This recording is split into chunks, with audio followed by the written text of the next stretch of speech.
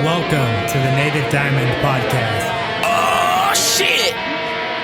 What you waiting for?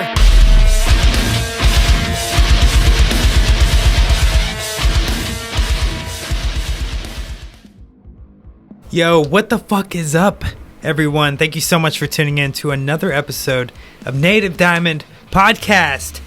And today, this is episode number 2 of MOSHPIT Monday, a new show that I'm doing on the podcast where we get drunk, the points don't matter, and we're basically riffing about our favorite music. So if you're into that, if you like hearing us talk about music and just having fun, shooting the shit, shooting the breeze, here we are. So hopefully you guys have had an awesome week so far. I know it's Monday. I guess I'm just talking about last week. Sorry, I'm a little disheveled. You know how it is. But today's show is the cure for the Mondays. So we're going to listen to music. We're going to talk shit with the boys in Common Choir. Shouts out to them. Thank you so much for being on the show. The homies, you guys are awesome. I love what you guys do. You're not mediocre metalcore, okay? Don't let them fool you. They're really talented. They picked up 2 new members. They're doing great things. Go check them out. But anyway, we're hanging out with them. It's Mosh Pit Monday. Grab a drink. Smash it over your head. Get in the fucking pit. Let's go.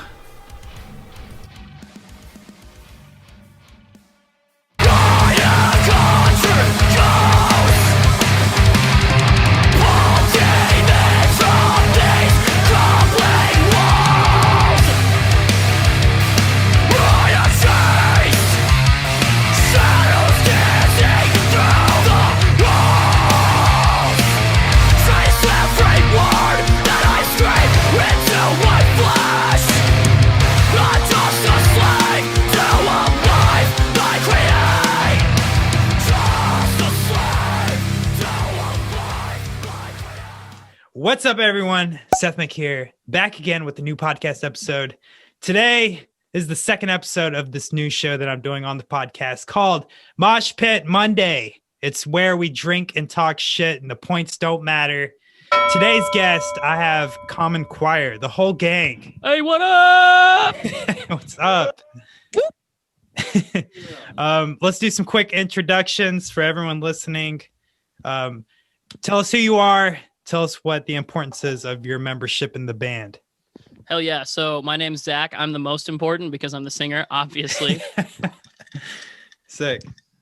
I'm Tony. I play drums. I'm not important. I'm Wilson. I play bass pro shops. Nice. Right there. King of the Bass Pro. I am Tyler, and I play guitar, and I also do sing vocals. Sick. Sing. I am Justin, and I also play guitar, but I did not sing any vocals. Well, thank you guys so much. Thanks so much for being here. We're stoked. So for everyone listening, I did a Common Choir episode before with the Zach Fulton.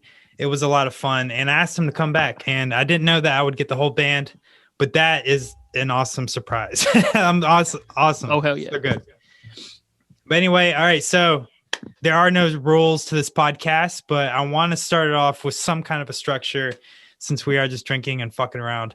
And we can get loose off this, but this is the hot round, I'm calling it. I'm going to quick fire some bands at you. We already established an order, okay, for everyone listening. That way it goes smoothly. And I'm going to kick it off with the first one. It's just an either or. Say the first thing that comes to mind. Don't put too much thought into it. Hell yeah. Okay, the more thought you put into it, the worse your answer is going to be, probably. All right, so first one, and these are all kind of in the hardcore realm, metalcore, post-hardcore, Seenie Beanie type stuff. So if you're with it. First one, Salt Wound or 156 Silence. Who you got? Ooh, Salt Wound, for sure. Sick. Oh, you just answered the same one. I thought we were going quick. No, yeah, you just all say your answer. Oh, okay. Yeah. I've never heard of either of them. Oh, you can always pass. You can say pass if you don't know. Yeah, I'm gonna have to pass on that one. I'm not too deep into that. All right, cool. Oh shit. For me, it's definitely 156 Silence. They went on my top like 10 breakdowns of 2020 list that I made. Sick. I'm going with Salt though. Sick. Okay, cool. Top 10 breakdowns that go hard. I recently stumbled on Salt Wound, so I don't know if anyone's. So, like, what? 3 people said they heard of them before. Yep. So they're a Northern California, I would say, hardcore band. Would you Yeah, like for me to play would a like sample for you guys? Oh, dude, smack it. All right, hold on. Let me hide my notes because last time I did this, I shared my screen and then they saw my notes and they knew the questions I was going to ask. No. I was like, you fuckers, why'd you do this to me? All right, here we go. So we're going to play. Wait, hold on. I think I fucked up. Let me try this again. I didn't share my sound. That would have been silly. All right, here we go. Sorry, I'm not Jamie from Joe Rogan, okay? Fuck me, right? Shit. Fuck you. All right, so this is Salt Wound, and I'm going to play the first one. Why not? Let's be basic. I'm going to play like 30 seconds of this so I don't get sued, okay? And so they get paid.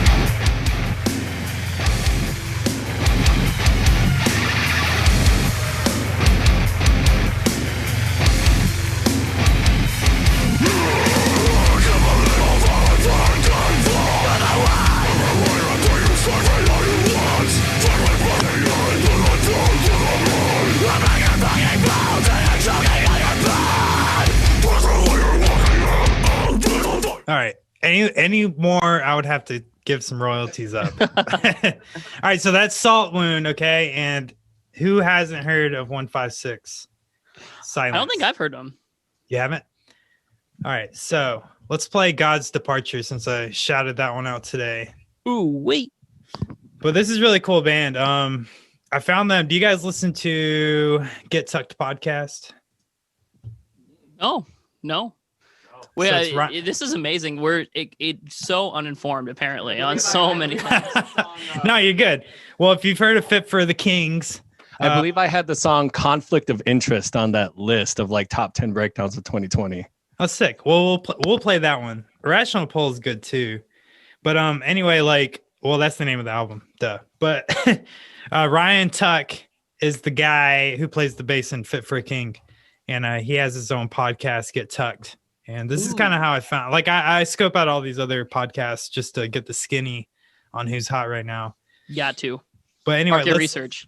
Let's play 30 seconds of this and see what you guys think.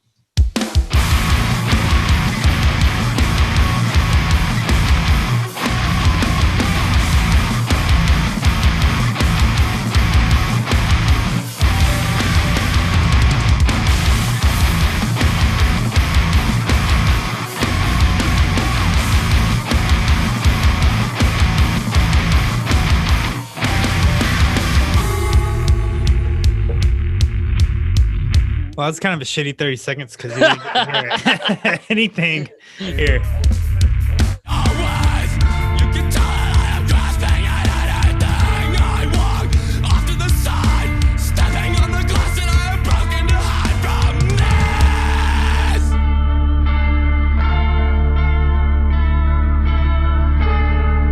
Ooh, the buildup is real. Oh, my God. You feel the tension?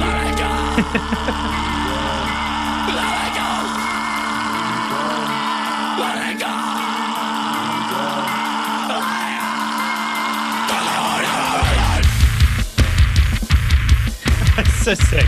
I love how the focal points are on the bass. Yeah, All right, you like well, that, anyway. Wilson. Where are they from? Oh my God, I'm gonna get this wrong if I guess. Here, let's look. Let me just.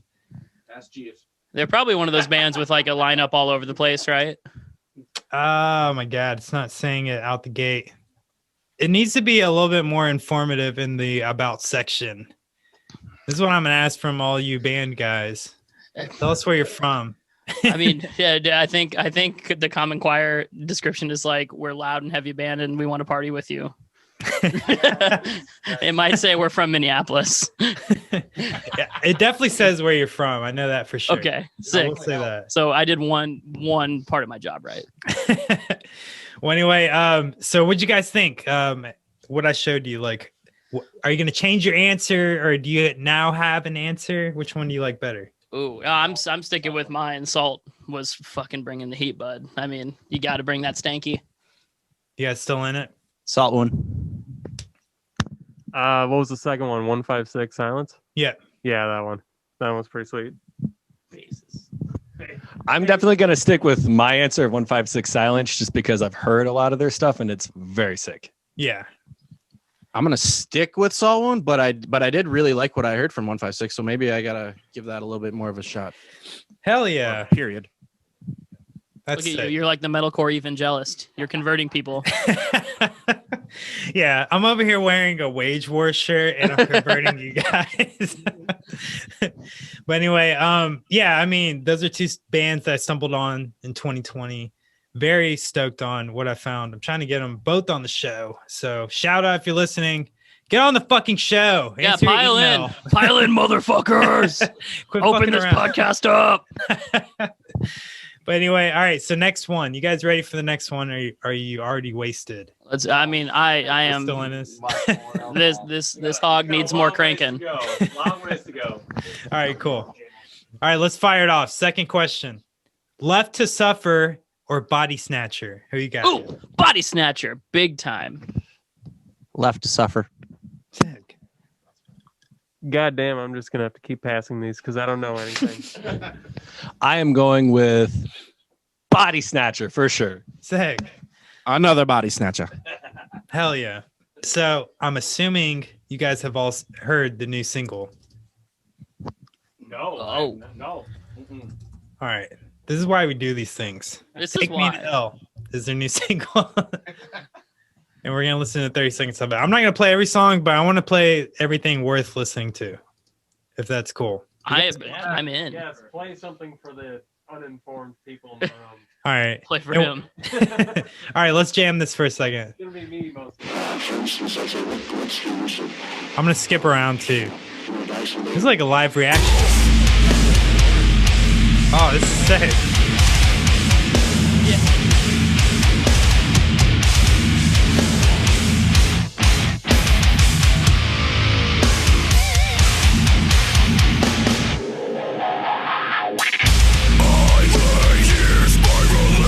Oh, shit. I've tried everything to make it stop. I'm falling. My mind is running. All right. That's about all I can play. Well, I could probably play more, but I'm not getting any type of royalties from this episode. No, I'm just kidding. Copyright strong on this one. Yeah, basically every time I drop a reaction video, I get a copyright claim. So, Nice. spoiler alert. I haven't made any bucks off YouTube. So, YouTube does not want you to monetize. yeah, no, definitely not. I think it's because they wised up and they're like, okay, we can't pay all you reaction channels $1 million.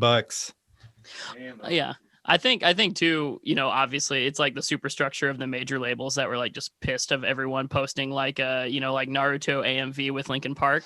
Yeah. Like, you know, if you have all those channels monetized, they probably outnumber reaction videos like 18-1.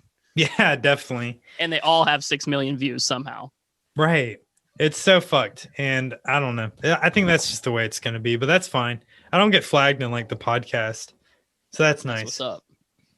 All right. So anyway, Body Snatcher, a Florida band, Left to Suffer. I'm not exactly sure where they're from, but Taylor Barber is their vocalist, and he's a lot of fun to watch on TikTok. I don't know if you guys have TikTok.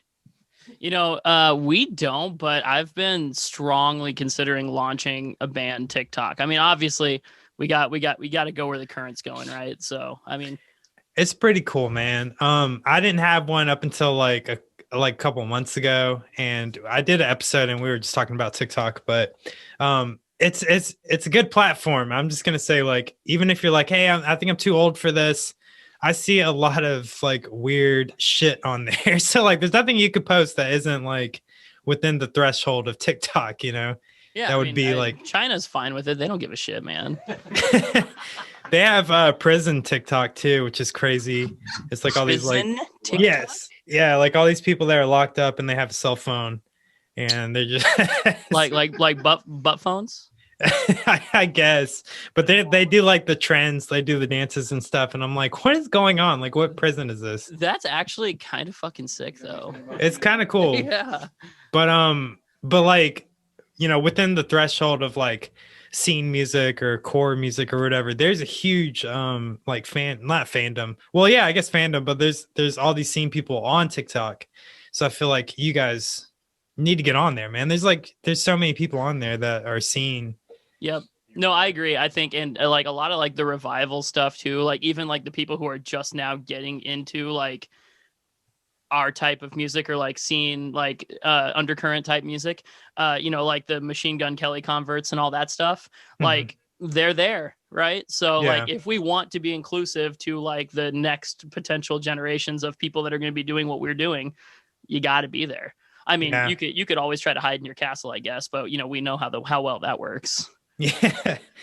And I think it was me and you, but it was on social media, maybe Instagram, but I dropped that thing about Machine Gun Kelly saying basically hating on people who wore like comfy shoes. Yep.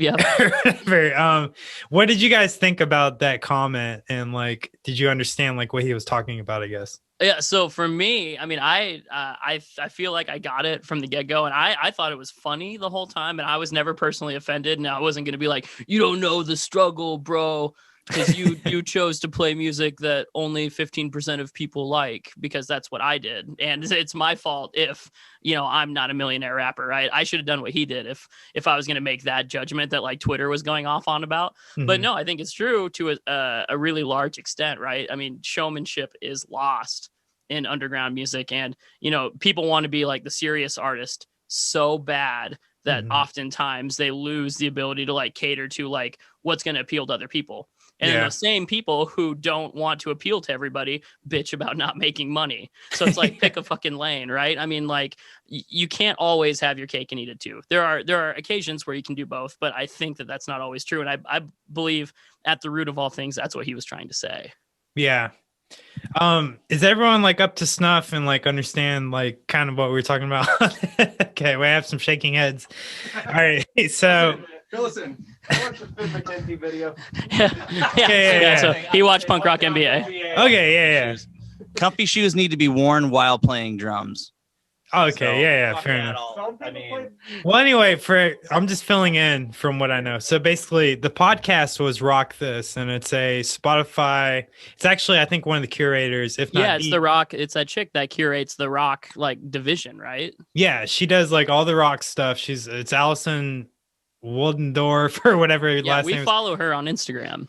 Yeah, so she's like the curator of like all these major playlists, and on her podcast, she had MGK on there, and the sentiment that he said that pissed everyone off was he was basically like, I went to, you know, he was in Warped Tour. He was doing Warped Tour when he was doing hip hop and like still like doing the rap thing. But anyway, he was basically saying that he would see these people come on stage wearing like comfy shoes, like New Balance and all this shit. And he's saying like, it's not the problem with the shoes, but like rock stars stop looking like rock stars. And that's why rock is kind of in this demise right now, because they stopped being these larger than life, like kind of entities that people looked up to being like. Yeah. So I understood like kind of what he was saying, but like that's basically what was said on the podcast or whatever. And it like just pissed off so many fucking people. Yeah, people freaked out. Like Twitter was just going ape shit on him. And yeah, well, I mean, I would say, and the one pretext I would give it is that you know, not everybody needs to be a rock star, right? Like that's certainly not our goal, right? Like we're not trying to be like superstars. Like we don't have delusions of being like the next Kiss. So like that get up for us isn't necessarily. But you know, to the same degree, like I understand what he means for the whole music scene. I think at the same time though, when he was observing that, being relatable as a musician was more important at the time for like, you know, pop punk and for like, you know, the screamo bands or like the accessible metalcore bands like the Of Mice and Men and all that. Like the idea was you can be like us, or we are just like you. We're just on a stage, right? Yeah. So I think maybe he was missing that subtext a little bit, but I would like I said before, I still agree like 99% with the idea. Definitely. because I think at the end of the day, like, you know, when Motley Crue is Motley Crue, you know, everyone wanted to be like that because it's like, holy shit, like, look at these guys, like, they're having a lot of fun. Yeah, So, man, look at all that cocaine they're doing. yeah. I think just social media, like Instagram in general, has made all these artists so much more accessible for the common listener that yeah, it does ground them, and it doesn't put them up on that imaginary pedestal where they're this rock star. You're getting to see more behind the scenes every day of their life and taking out the garbage or walking their dog or whatever. So yeah, I don't know how to interpret that comment. I don't know. I'm gonna have to sit and think on that one for a minute. Yeah, I feel you there. And it's like, it's just really interesting to see, like, where is rock going to go now? You know what I'm saying? Like, now we're seeing like a lot more of like pop punk stuff starting to pop up. Like Trippie Redd just dropped his new album. I know you guys, some of you probably never heard of Trippie Redd, but he did like basically a pop punk style of album. And he had like Travis Barker on there for a couple of songs, or one song.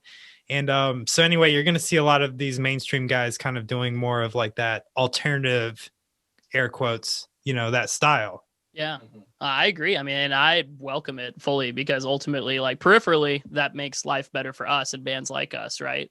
So anybody that's like hating on that, you know, like what is it? I think Finn McKenty said something about like, you know, a rising tide raises all boats, right? I mean, like we're a boat on that same ocean, right? So if rock or metal or underground music does better as a whole, then it benefits us. So, you know, anybody that's like trying to fight the tide and say like stay away from it is dumb. Yeah. They're dumb. Fuck them. No rules. No moms, no rules. No. All right. We still on this hot round? You guys still want to answer these? All right. I mean, we were, and then we weren't. Now we are. Well, I mean, that's kind of the itinerary of the show. There is no real. This is like my structure, and we'll just keep falling back to this list. And we're like, all right, did we finish the list? But we're on number 3. If you guys have already lost count. Thrice.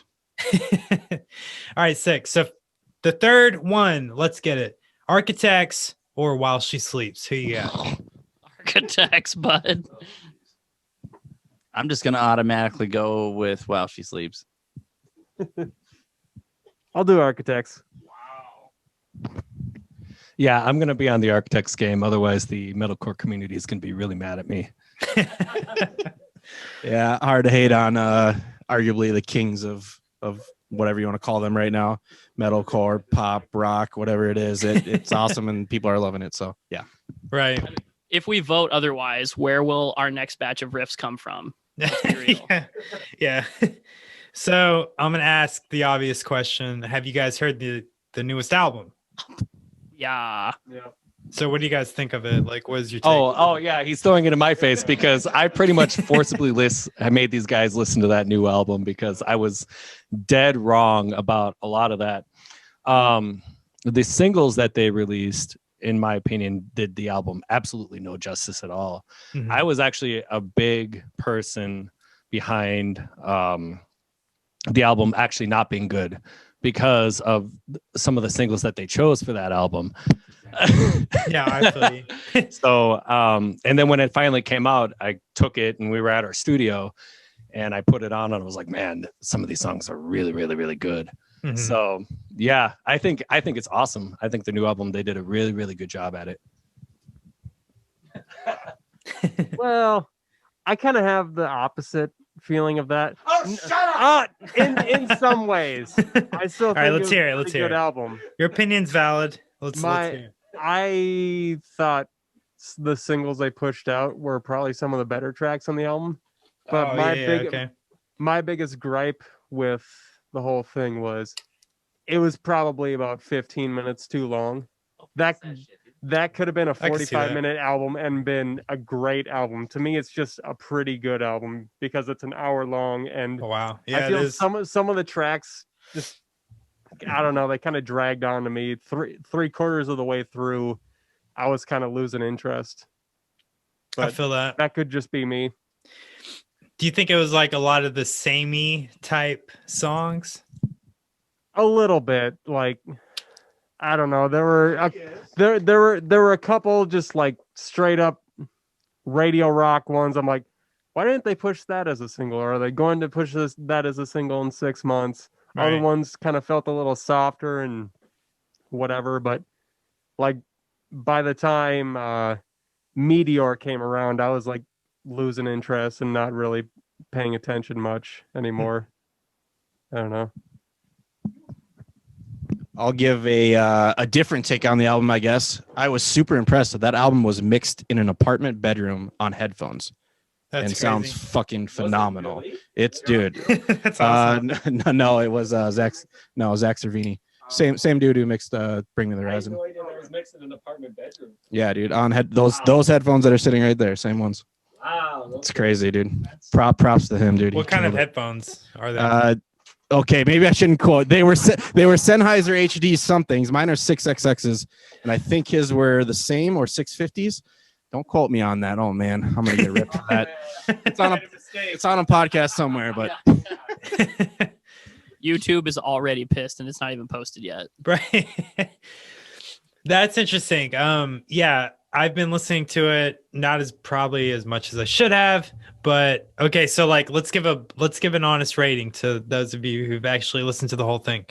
Like 1 out of 10, what are you falling on as far as a rating?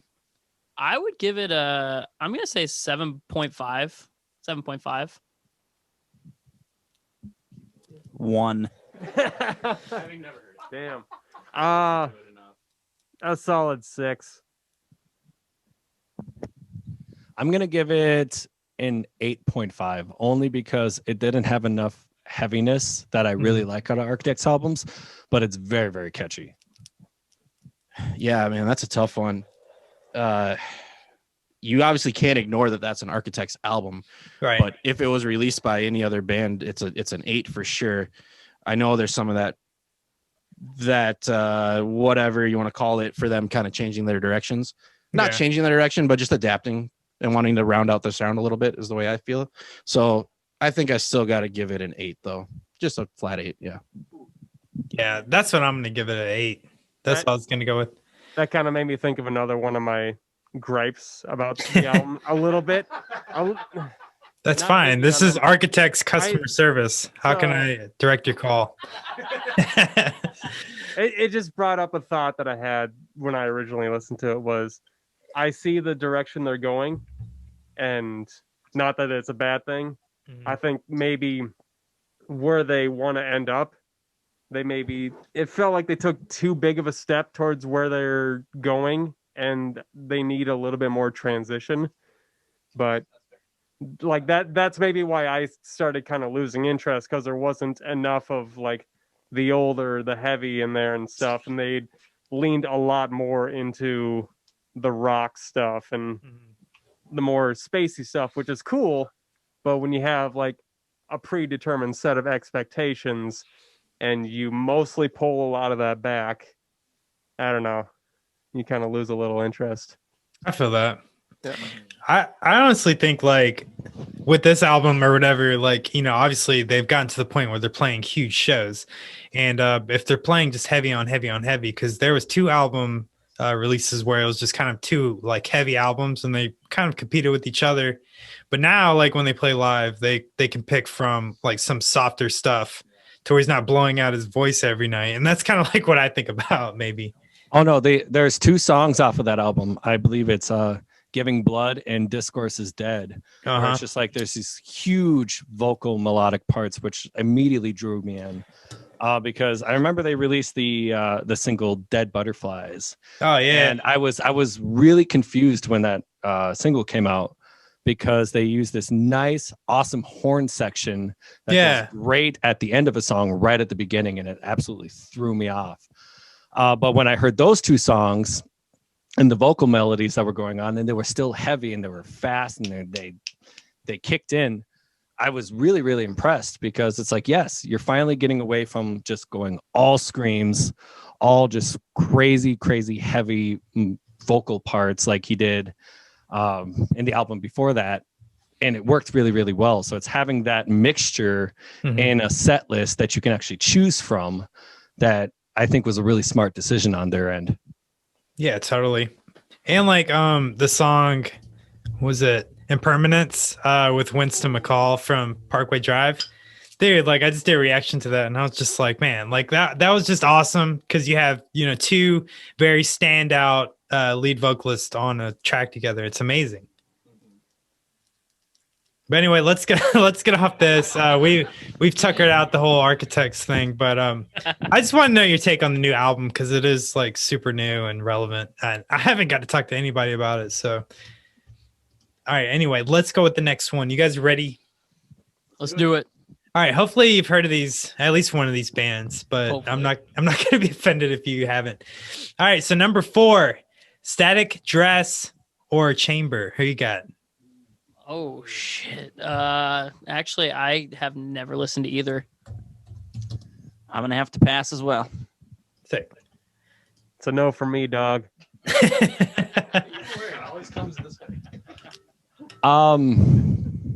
Yeah, I'm number 4, and I've never actually heard either of those bands before.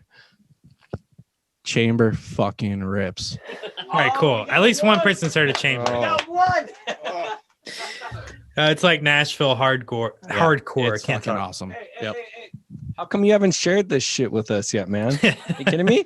I don't know what to tell you. So you guys are you? band fucking rips and you haven't even shared it with us?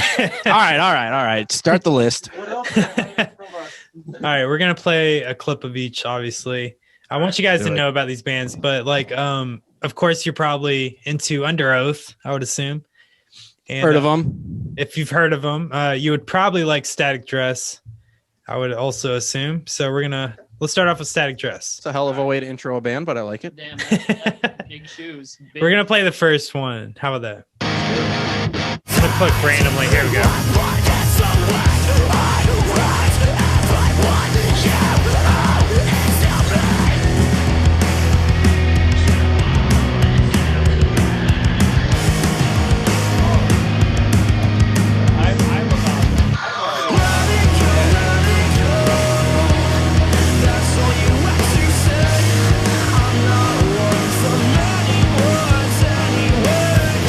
I really like those vocal melodies a lot in this song.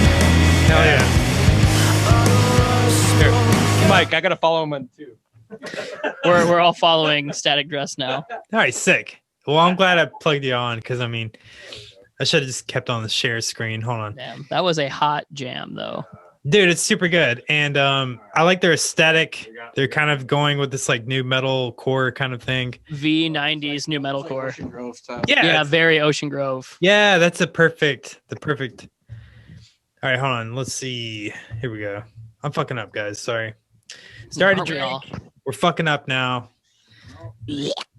All right, Chamber. We're doing the fucking Jameson bottle again? over here, I'm not. Okay. Let's play some Chamber. You guys Chamber. ready?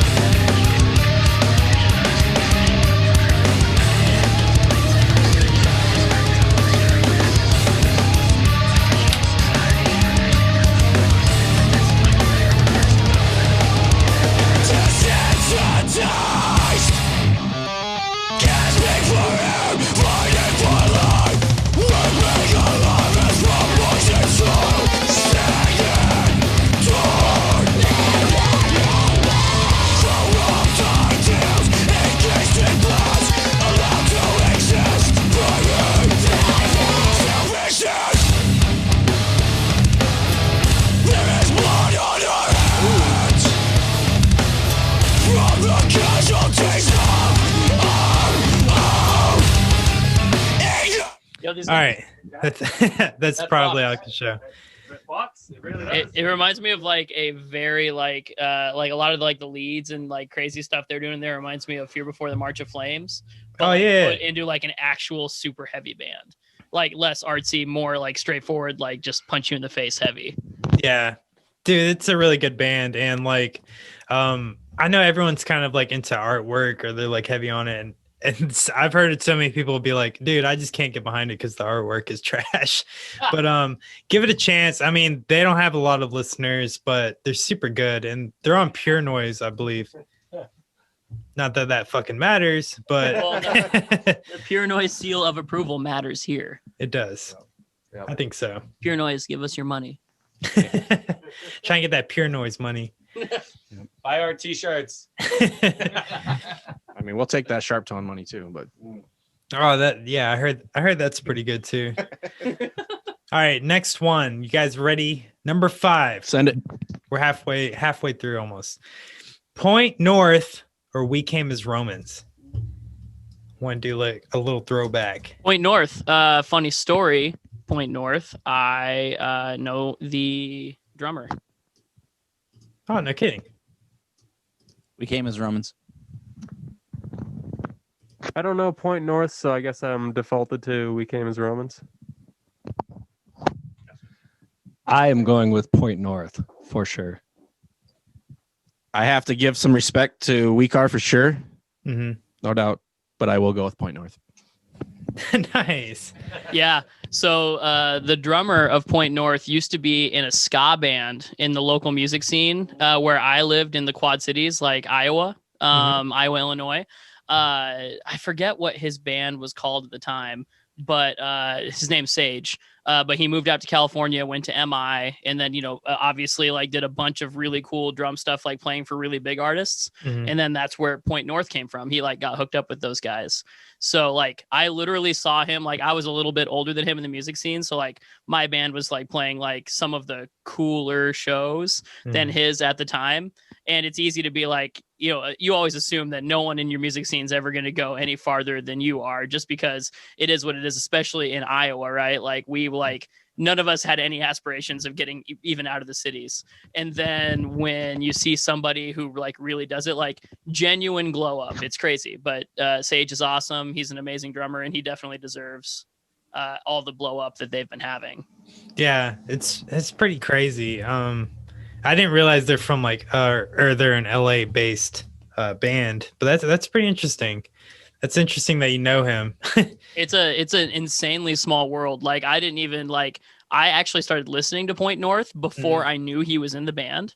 And then I saw him in one of their promos, and that's how I like connected the dots. So I actually had no idea.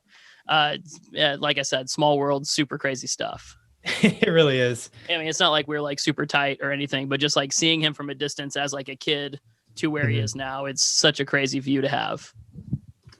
Yeah, that probably is pretty incredible. I mean, I'm from a small town where nobody blew up, so it's kind of like, I mean, we'll take anybody. No, actually, we had one, but she was like a country singer, Kelly Pickler. I don't know if you. Ooh, the Pickler. Where are you from? I'm originally from, I grew up in Albemarle, North Carolina. But yeah, I've been in North Carolina for a long time. But I'm originally from Lake Tahoe, California. Okay, nice, dude. I spent some time in North Carolina. I used to live in Savannah, and we would sick. go up there, dude. And what a gorgeous area. Yeah, that whole part of the country I love, except for the humidity. Yeah, the humidity is ass. But yeah, North Carolina is really cool, and there's so much to see here. I don't know if you've, any of you other guys have ever been to North Carolina, but you can like literally go to the mountains, to the beach within the state. So it's pretty a unique place to live, I feel like. Yeah, being right in the middle of it. Yeah, come check it out. But all right, let's get this number 6. We're getting down the list. We're making progress here. And you guys have definitely heard of these two bands. I wanted to throw in, Easy, bud. Easy with the assumptions. Whoa, I mean, I think so. You'll know. All right, so the Amity Affliction, or like Moss to Flames. Amity, easy mode for me. I consistently skip like Moss to Flames in my playlists every time. Oh, really? That's insane. I'm gonna pass. Motherfucker. What do you expect? These are both bands that I know, but I don't really know any of their songs is a thing, so I have Fair no enough. opinion of it. My answer is very easy. It's the Amity Affliction, because like Moss to Flames hasn't changed their sound in almost 10 years, and the Amity Affliction has, and it's worked out for them. I'll tell you what, man. I want to hate Amity Affliction so bad. Bro, I want to hate that band, but they're so fucking good, and those Yeah. melodies are so fucking strong. It's man, so I've obviously have to go with them. It's just, dude, that like I said, I want to hate it, but I just can't because it's so good. Yeah. So I mean, shout out to that's Amity tough. Affliction. We love you by volume anyway. Have you guys seen them live? I've never seen Amity live. I've seen we've early Common Choir played actually with like Moths to Flames one time, and I was very meh. I mean, like I said, I don't hate them. I don't like give them a lot of time because I feel like it's super easy to say metalcore is generic, and I am in a generic metalcore band by like I mean, it's pretty easy to say that. But to me, like they're just like deep enough into that like what you'd expect quintessentially from a band that it's like not new enough for me ever. And it actually might just be me like hating their name or something like that. It's probably some subconscious thing that's like stupid that makes no sense at all, because I know they're good musicians and I've seen them live and they were like pretty good, just like nothing that caught me. Yeah. They definitely appeal to a fan base that existed for me, and looking, at the metal world. They existed to a fan base at around 8 years ago, when that was a pretty popular style, and they just haven't changed since then. So they release an album or they release a single and you're just like, man, I know exactly what to expect. And then a minute into it, it's like, yep, that's exactly what I knew. But the Amity Affliction is a lot like, to me, Ice Nine Kills. Ice Nine Kills, when they released their latest album, it was just like, whoa, like this is almost kind of a culture shock. It's a different like theme. It's just the same style, but it's just so much newer and fresher and cleaner. And that's a lot of what the Amity Affliction has done in the past 5 years. So I feel that. Gotta hand it up.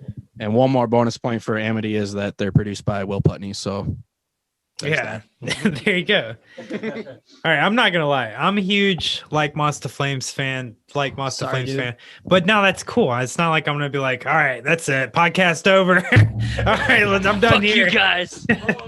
I need in North California. yeah, that's fine. No, I mean everyone's entitled to their opinion. I totally get that, and I can see that too. But I can arguably say the Amity Affliction has the same type sound in most of their songs from song to song. While Zach was giving that critique on Moth, I was like, yeah, but Amity's kind of done the same thing their whole career too. So, yeah.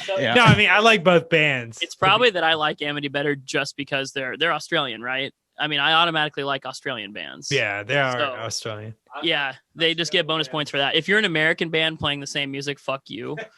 But if you're Australian, thanks for keeping our scene alive. Also, one last thing about Amity Affliction is my stepbrother, who lives way up almost close to the Canadian border in Minnesota. I was up there for Christmas one year, and he's been a big like country fan.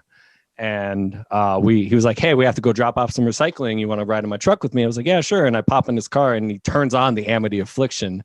And I was like, you like this, man? He's like, dude, yeah, I think they're absolutely sick. I'm like, okay, that's great. Hey, I like metal too, man. And like, I play metal music.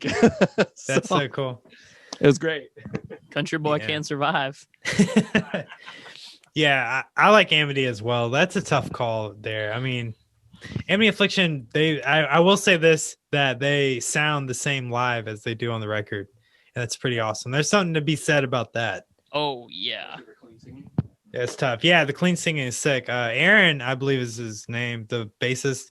But, I mean, he nails that pop punk kind of sound. And, like, I love pop punk, so I'm a sucker for that shit. All right, let's go on to the next one. Ooh. We are slowly encroaching number 10. We are at number 7, Veil of Maya, or Of Mice and Men. Duh. Veil of Maya, my dude. Veil of Maya. It's funny. We actually just recently had a conversation about like an album that like is super important to your musical development, and my answer was Common Man's Collapse by Veil of Maya. For sure. Veil of Maya. Veil of Maya. Yeah, I'm gonna have to go with Veil of Maya also for sure. Yeah, gotta go with Veil. Damn, that was clean sweep. That might be the first one. Sweep. Yeah, I mean, them boys, they be from Chicago, right? Slash Milwaukee, the general Midwest area. So you got to rep. Lucas, their current vocalist, is like always up in the Twin Cities doing stuff. He actually manages another local band that's part of our scene called All That We See. They are mad tight. So if you're a person watching this, or if you are Seth on the other end of the line, then check them out. They're sick. All right, sick. Yeah, I'll definitely plug that. I'll plug a link in the description for a lot of the shit that we mentioned. Hopefully I won't miss anything, but gang shit. Yeah, I mean, Veil of Maya is hands down. Like, I just feel like they're like an influencer, especially in that like gent, je ne sais quoi, whatever you want to say. Sumerian core, bro. Sumerian core. I love it. So it's funny because before we actually had this interview, we were sitting in here and we were listening to Of Mice and Men, and we were actually talking about it, that ever since Aaron took over vocals over Austin Carlisle, I was like, man, I'm just so much more of a fan of this band. It's just like the vocal style is better. It's just a little better here and there. But as a guitarist, I have to go with Veil of Maya because Mark is just crazy at guitar all the time. And it's so hard to like dissuade myself from that when you compare to those kind of bands. So yeah, I mean, riff for riff. There's not much riff for riff. It's very different. Yeah.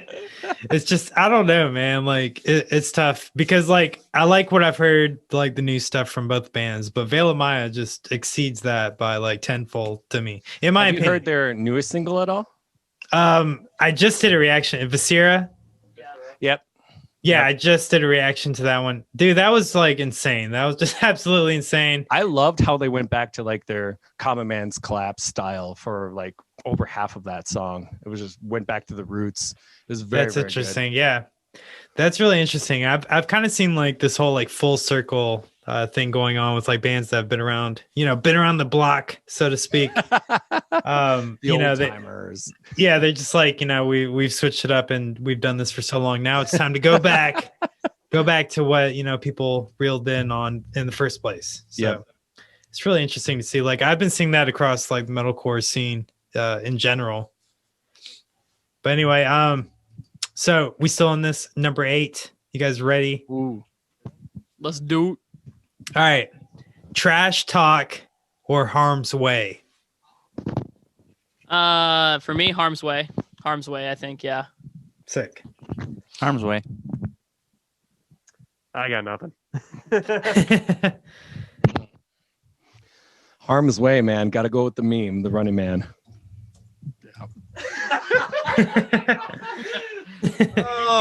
You cannot deny the man. Oh, for sure. You make me feel so bad about these, man, because I gotta give respect to Trash Talk. Oh, geez, but yeah, for me personally, I gotta go Harm's Way. Yeah, I feel you. So what was easy? Like, what was the easy sway? I guess. Just so much more heavy, right? Rust is fucking sick. Posthumans sick. Those live shows are so much fun. And I guess I've never seen Trash Talk live, so I can't compare them. But I just have a feeling it wouldn't be quite the same energy. There'd still be energy, but that's where I'm at.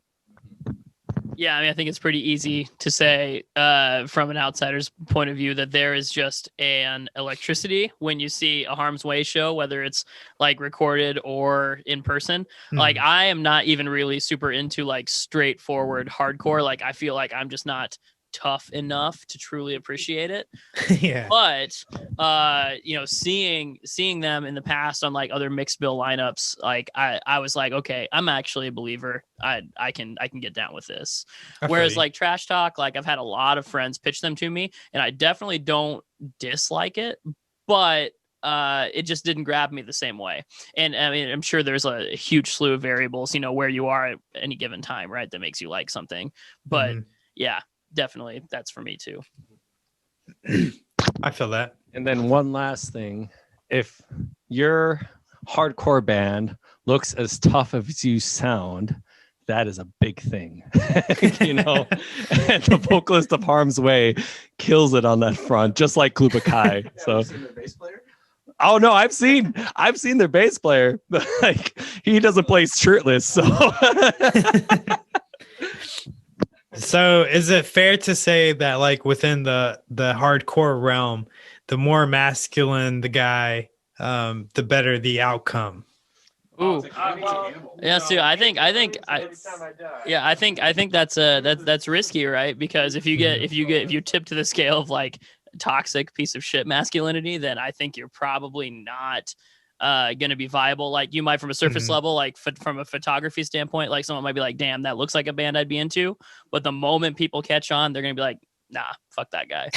Because I think the main thing that I do love about hardcore, like as like a subdivided scene, is like principles really do matter there, by and large. And, you know, people care about it. So if you don't have the principles to back up, you know, that like facade that you're putting out, then it doesn't matter because there's no structure underneath the foundation. I feel that. I just like throwing out hot takes. It's just fun from my perspective. I mean, I definitely think like if like you were like a mystery band, and like no one knew anything about you, you put out a song that sounded hard as shit, and then you looked super hard in the pictures, and you were like, you know, just that super macho man. I bet you could get it to take off a hell of a lot faster than if you looked like a bunch of Midwest emo dudes who released the hard track. That's interesting, and that makes me think of like something I've been kind of thinking about lately, but like, you know, from like my point of view, I see other content creators and like other bands and shit like that. And then, you know, they have bands or content creators that kind of push the edgelord thing, you know? And it's like, is that a good gimmick or is that a bad look? Like, I know it works for some people, but like overall, like, what is your opinion on the whole edgelord thing? It's a fine line, like Justin was saying here. I mean, I think that, you know, you've got your Franzes, right, who like somehow like toe it very consistently and like still seem to like make it out pretty well, all things considered. And then, you know, on the same side of being edgy, you've got like, you know, Buddy from Census Fail, right? Who's like, he's not inherently like an edgy guy visually, but he's like the first to pick a fight or like talk shit about someone. Or like, did you hear Lush Limbaugh, the song that they released when Rush Limbaugh died? No, I haven't. No. Yeah, because like wrote a song about being stoked that Rush Limbaugh was dead, which I am like also okay with. Like, you know, fuck it. And I definitely talk shit all the time. But you know, you've got those two different sides, right? And it seems like Buddy oftentimes like gets shit on and he doesn't normally like recover very fast. Whereas like Franz does like the classic edgelord, like teeny shit and somehow gets away with it and he profits every time. Seth, if you don't mind, I want to ask Zach a question here. Yeah, go. That's okay if I can take the interviewer role here for a second. Go ahead. Oh, so Zach, last time you were on this podcast, you were also asked about Franz and you expressed an opinion. Has that opinion changed since then, or what do you think? No, so my opinion has not changed overall. However, what I will say is I do recognize still those toxic traits, right? And certainly the edgelord, I guess maybe is the better way to say it. Those edgelord traits and how they play into the business that is the person, right? The question, I think, and how this roots back to Seth's question is basically, I think the way you balance the business versus like being edgy for the sake of being edgy is what defines whether or not being edgy works. So like if you can play it in a way that actually works and like, you know, morally you're not actually garbage, you're just trying to push people's buttons, then yeah, sure. Okay, that's possible. I mean, lots of people do that. Famous people do that all the fucking time. But I mean, if you're edgelord because you're actually a huge piece of shit and you're just being you, then I think that's probably a problem long term. All right, I have to ask this question also. Like, how much time do you guys have tonight? Because I don't want to take all your fucking time. I mean, I am ready to die here. I think I'm okay. Anyone on a time schedule? So I'm just trying to be considerate. Just leave. Yeah. No, we just chilling. So if someone needs to bounce, they can. But all right, be good. Because I'm just hanging out. Like I'm just we're just shooting the breeze. So I don't want to like. I mean, we are just sitting here drinking cold ones. So like, by the way, what is that? Grain belts. No, I've definitely not. So Grain Belt and then Premium is the usual beer, and then Northeast is kind of the regional favorite or whatever. But Grain Belt Brewery, if you ever get a chance, it's not great beer, but they're crushable. So I feel you, dude. There is also a sign that actually and Hennepin Avenue coming into downtown Minneapolis from the north that it was off for how many years? Like over 20, 30 years or something like that. Wow. That just recently got turned back on 3 years ago, 4 years ago. Excuse me, everybody from Minnesota that I'm getting my dates wrong here and stuff, but it's like now it's like a big thing about the Minneapolis area is the Grain Belt sign that's on Hennepin Avenue that's lit up at night now. So that's really cool. Yeah, it's grandpa beer that's from here. So we support do you guys need to go on a beer run? Do we need to take a break? Damn, that would be. I can totally do that. maybe let's take a piss break. Maybe? Should we take a pee break quick? Yeah, we're gonna, because then I can do my mid roll and we can play the hidden gem section. Oh, Look at that transition. Well, anyway, stay tuned. we're taking a break. We're gonna play some music. Everyone's going to go pee and get beer and stuff. So we'll be right back, guys. All right, everyone. It's time to take a break. And on today's Hidden Gem section, we're going to play the song Conjure by the Boys Common Choir. Let's spin the shit. Stick around. We're only halfway there. We still have so much show still left to listen to. So let's get it. Let's listen to some music. Let's get pumped. Get in that fucking pit. Let's go.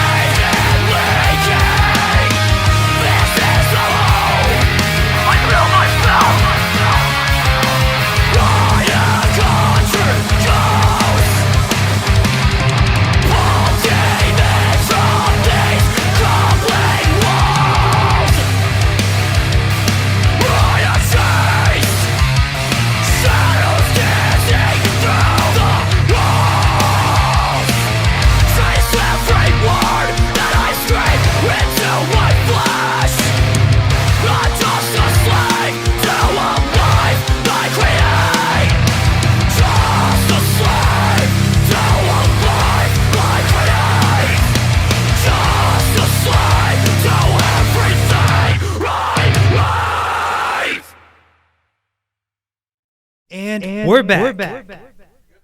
All right. And we're live. And we're back. All right. I just had to say that because, it gets confusing. Because we've been back. but now we're back. No, I could. All right, we back in it, boys. We're back. Well, anyway, I want to hear the story. I just want. Oh, you do want to hear the story? Okay. Yeah, Tony, for sure. I just want to know that we're live. All right, yeah. Tony is an archaeologist, and he's been working on cataloging the Deftones' entire career, starting at their first time ever playing in Minneapolis. And here we go. Let's hear it. Okay, so this had to be when I was 16, so 1994, winter of.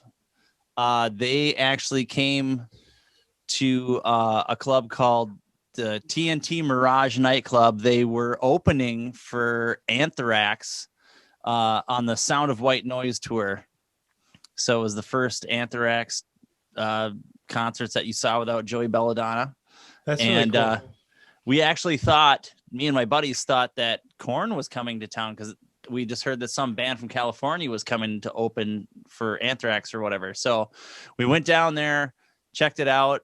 We missed like probably half of their set, but I think we literally went from that show to the local 24-hour CD store after that and bought Adrenaline. Just all of us bought copies, and I think I was obsessed with that album for like 5 years. That's awesome. He has this sick windbreaker that's like older than me. It's like just a solid red white pony. It's so sick, and like I said, it's definitely older than me. I mean, that when did you get that thing? It was on the White Pony tour. Yeah, when did White Pony come out? 20 years. 2000. Yeah. So it's not older than me actually, but it's very close. That's so sick. Deftones. It was definitely from before you knew who the Deftones were, right? Yeah. No doubt. That was the first vinyl I ever heard was Deftones. It was a B-side, which is random as shit. It was at a thrift store. I don't even know why that was there, but interesting. Well, anyway, that's fucking sick. Like, so everyone here is a fan of Deftones, I'm imagining. I'm actually becoming one. So I never really was until they released Gore. And that was like how I got really introduced to them, like outside of hearing them on the radio, like here and there. But now like backtracking, because being in a band with Tony like forces me to recognize their existence constantly. So I now listen to them and am like going back through the discography, and I am a fan now, but new fan. I want to preface that. All right, so everyone off the hip, favorite Deftones album, go.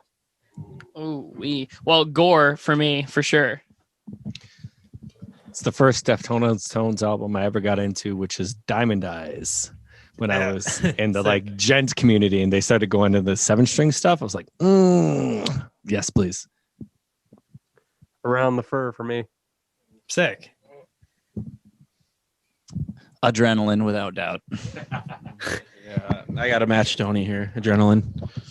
I'm going with Diamond Eyes. I like that one. Not bad either. Yep. I like them all. That's right, bud. Nice. I have to. That would be appropriate anyways. Native Diamond. So Oh, shameless plug. Reference. What's up? All right, we still playing this game because we're almost there. Do we know the backstory behind Native Diamond, where that came from? All right, so basically, Native Diamond is unearthing hidden gems within the metalcore core community. So like the whole thing was like I was just trying to like uncover bands that were kind of like unsigned, like, and then I kind of started doing some like signed interviews and stuff like that. But the focus really is like to focus on like independent artists. That's sick. That's a cool connection. Actually, I never asked you that question the first time that we did this, which is weird and stupid, and I apologize. Well, I was the one asking the questions, and to be fair, I mean, it was still very new to me. So like, I mean, this is still very new to me, but fair enough. Yeah, at that time it was really new. But I mean, it was a lot of fun. I remember our episode a lot, just because it was the first time I shared a lot of the same like favorite bands. Yep. We talked about like Devil Wears Prada, but I don't know, we were just like, Counterparts. We were just kind of spitballing bands, and we were both like, man, like I like that band, and that was the first time that had happened on the show. It was a really good natural flow for sure. Yeah, it was just like just a couple guys being dudes. Mm-hmm. And like we're both from like I believe California, right? Yep. I'm from Sacramento. You're from Tahoe. Yeah, and my sister was born in Sacramento, so it's kind of another reason why I like Deftones. And the Deftones are from Sac. Yeah, that's another reason I like Deftones. They're specifically from Sacramento. Sac City. Is it? All right, number 9. All right, you guys ready for this one? It is what it. 2 sharp tone bands. So if you're not very knowledgeable in sharp tone, good luck to you. No. All right, Currents or Kingdom of Giants? Ooh, love both. Was listening to Currents on the way here. Currents for sure. That's gonna be a Currents from me. Absolutely. I'd say Currents as well. Tony? Oh, you did the wrong side. It's weird. Currents. Man, I got one word for you, and it is Passenger. That Kingdom of Giants album is fucking so underrated. It's super good, yeah. It should be just as big as any Northlane album, any era, whatever other band you want to throw into that realm, dude. That album is fucking awesome. It is really good. Yep. And that's hard. I don't know, between the two. I'm thinking like Currents just edges it just for the emotional value, just for me personally. Yeah, like I'd towards Currents. Yeah. It was just like one or two lyrics specifically from that Currents, the way it ends, that really caught me off guard, whatever. And that's why it's more significant to me, Currents. Yeah, I mean, I love the delivery and like the songwriting on the Currents record. I will say though, I gotta throw a bone to Passenger because like when I saw that Kingdom of Giants put out a record, I was like, I don't really know if I'm interested. And then it came up on a mix, a couple of the tracks, and I was like, holy shit, this is so pissed, and I love it. So I mean, yeah, if you ask me this question like a couple weeks from now, after I've had some time to like really sit on Passenger the way that I think I should have been this entire time, my answer might be different. I feel that.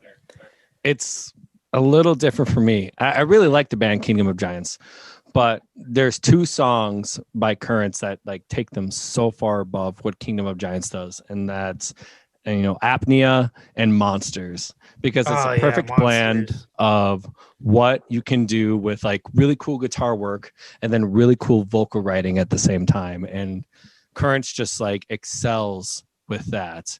And that's where bands like, Invent Animate come in as well, where you have this really cool vocal writing with these really awesome 7-string guitar parts. And that's a lot of what Common Choir goes for as well, especially with this new writing style, is like, how do you take these cool guitar parts and have really, really good lyrics that back them up as well? And you don't know which one to really focus on, but they both just kind of amplify themselves a little bit. And so that's why I really, really like the band Currents, is for that reason. I feel that. And shout out to Currents. Yeah, Currents rules. I kind of feel like now that I've kind of like listened, but like I kind of feel like they're kind of in 2 different categories almost. Yes. Like as far as like not to be too genre specific, not that matters, but it kind of does feel like apples to oranges. Currents kind of feels like more straightforward of that idea, I guess, and it kind of seems like Kingdom of Giants, they're kind of more in the gentier realm, I feel like, in my opinion, and they kind of like explore more of like that synth like kind of sound. They're kind of like more post-hardcore. A lot more. I think their songs are better produced. Might argue. Well, God, that's a tough argument. Yeah, I'll go with what you said. It's two different baskets. Yeah, like I don't know. Even though they're both sharp tone bands or whatever, but like I think Sharp Tone's like really good at like kind of seeking out something that looks good under an umbrella. They go together, but they're not totally Like, you know what I'm saying? Like copying it or mirrored images. They can play on a set together. Yeah, you can put them on a tour together, but it wouldn't be boring to watch both of their sets like 1 hour back to back if you had to. Yep. Yeah, exactly. Like it wouldn't be like Black Veil Brides and well, I'm not throwing shade, but Wait, what's the second band? There's a second band. Who's going with Black Veil Brides right now? It's got was it like what is it gonna be? Escape the Fate. It's got to be Escape the Fate. yeah, I was gonna say like something like that. I don't know what I was thinking at first, but anyway, you get the picture here. It just doesn't seem like they go together that well. But anyway, that's kind of like the beauty of either or style questions. You kind of see like what the ballpark of the person who is the listener, you know, like what are they more into, you know? Like, are they into like the more gentler synth stuff, or are they into the more straightforward like metalcore thing? Absolutely. Art is so subjective. It's kind of like my like psychoanalysis when I do the show. just a little behind the scenes, like the whole like pop-up video from VH1. It's my pop-up thing. You're actually secretly writing a book called like Metalcore Psychology. Yes. And this is all just part of the research study. This is it. And I'm like, all right, cognitive brain functioning, check. whatever it is. No, but seriously, two good bands. I mean, if you haven't heard them, I don't know what the fuck you're doing here, because you've had to have heard them if you're listening to the show. True that. But anyway, last final question. I feel like this is such a good one because it's kind of in my opinion more of like an old embracing new thing. So we'll see how the answers flow. Okay, this one's for Tony. Tony's fucking stoked. It's not totally new. It's not totally old. It's not totally old is probably not. All right, look. We'll see your perception of this. But anyway, Suicide Silence or Alpha Wolf? Ooh. Oh man. I'm gonna go with Alpha Wolf, bud. God damn it. Back in the day of 2009, when Suicide Silence first came into the picture, there was only but one deathcore band, and it was Suicide Silence. But to be honest, I've listened to more Alpha Wolf than I ever have Suicide Silence. So Alpha Wolf it is. Oh, Tony's so pissed about that. He thought I was going with him. Not even. Not even. Everyone gets their own book. Not even. I guess I'm not too familiar with Alpha Wolf, so Suicide Silence. And that's not even like. Honestly, dude, you're about to find out. Well, yeah, the Philadelphia motto: "Fuck around and find out." Gritty will come and kick your ass. There you go, Tony. I mean, nostalgia. Suicide Silence. Fair enough.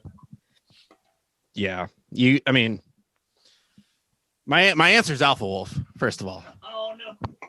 Just because, man, that they just go so heavy, and everything that Lance is doing down in Australia, he produces them. He produces Polaris, Dealer, all those guys, just killing it.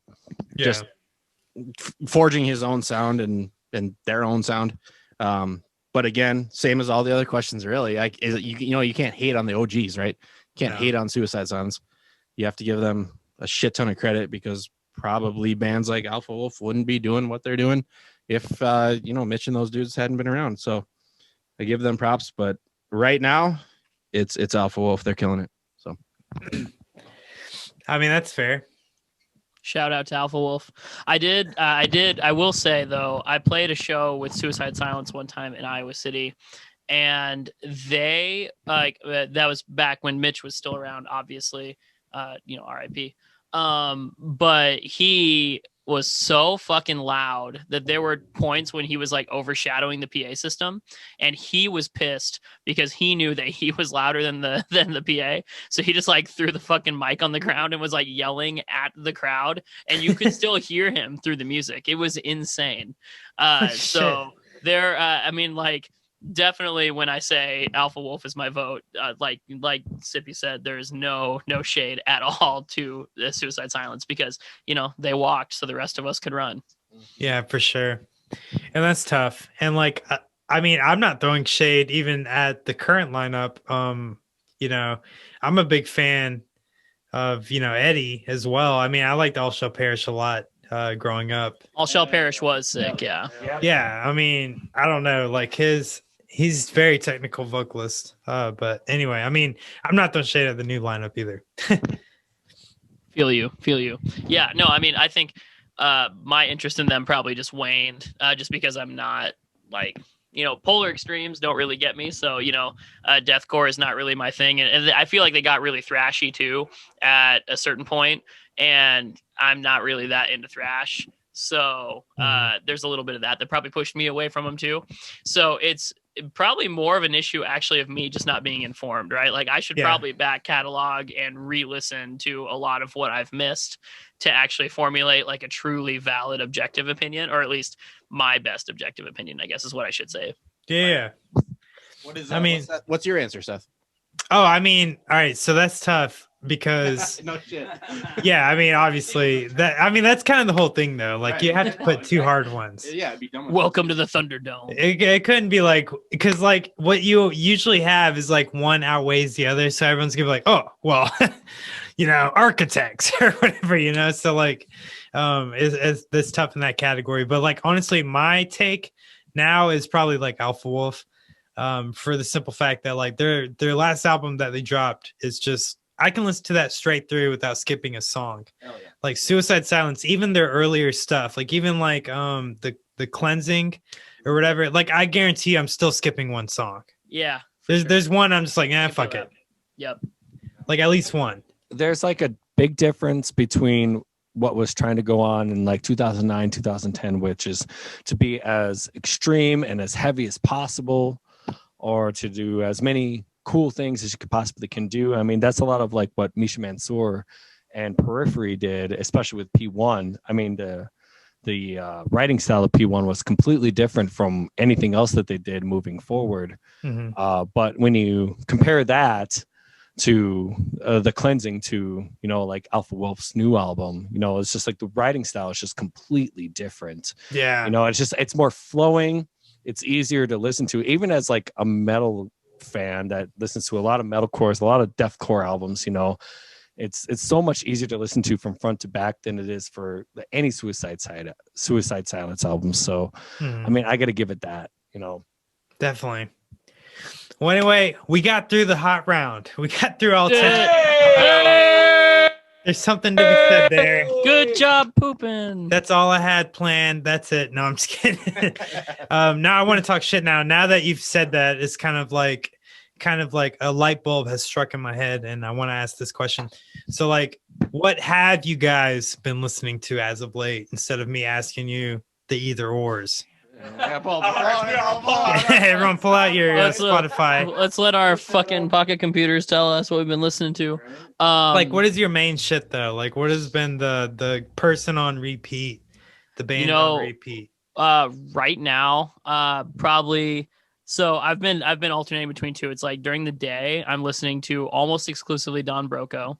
Okay. And then whenever I'm driving, I've actually been listening to a lot of Hollowfront.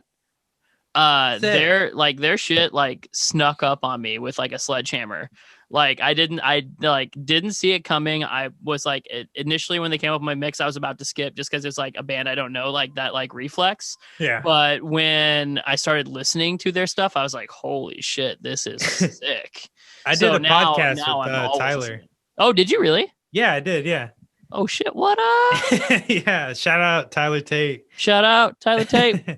They just got signed to Unified UNFD. Oh, damn! Making moves. UNFD is sick. The place to be. Also signed through them is Like Moss to Flames. Sorry, guys. If you're watching this, don't hate me. I don't actually hate you. All right, for me, it's kind of a range. On repeat, for me, it's almost always Between the Buried and Me, because when I'm working, it's the perfect album to throw on because it just ranges and it's easy to listen to. Mm-hmm. I know it's not that way for a lot of people, but it is for me. North Carolina band. For me, Baby Metal. I love the band Yeah, Baby Metal. dude, I think they're great. Super cool. Recently got into a lot of the Weeknd stuff. Sick. I've gotten the answer before. The Weeknd is awesome.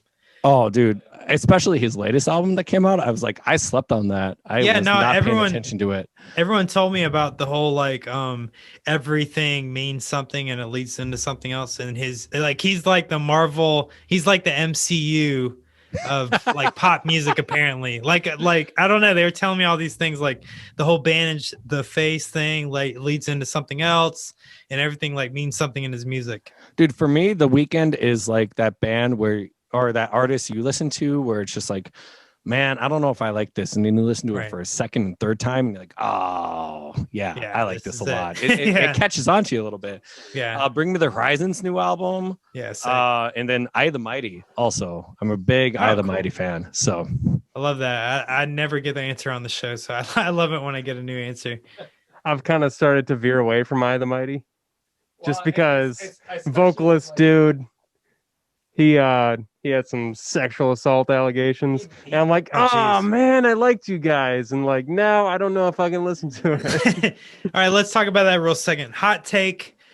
This ends up being on the podcast a lot. We talk about canceled bands quite often on the show. Okay, so one bad cookie, does it ruin the bunch? Should we cancel the whole band because one guy is a creep? What do you guys think? Man, why do I have to have the mic for this? You want me to answer this? You seem like you have an opinion. Well, hey, in a way, you kind of brought it up. So I did bring up the band, but I brought up the and you brought up the problem, but I have to bring up the band Tiny Moving Parts also along with that as well. Okay. And Minnesota, North Dakota represent Tiny Moving Parts.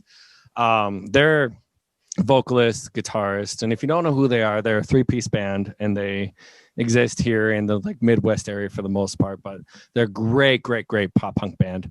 And their vocalist, guitarist got accused of the same exact stuff of like, hey, you know, there was some unwanted stuff that happened here.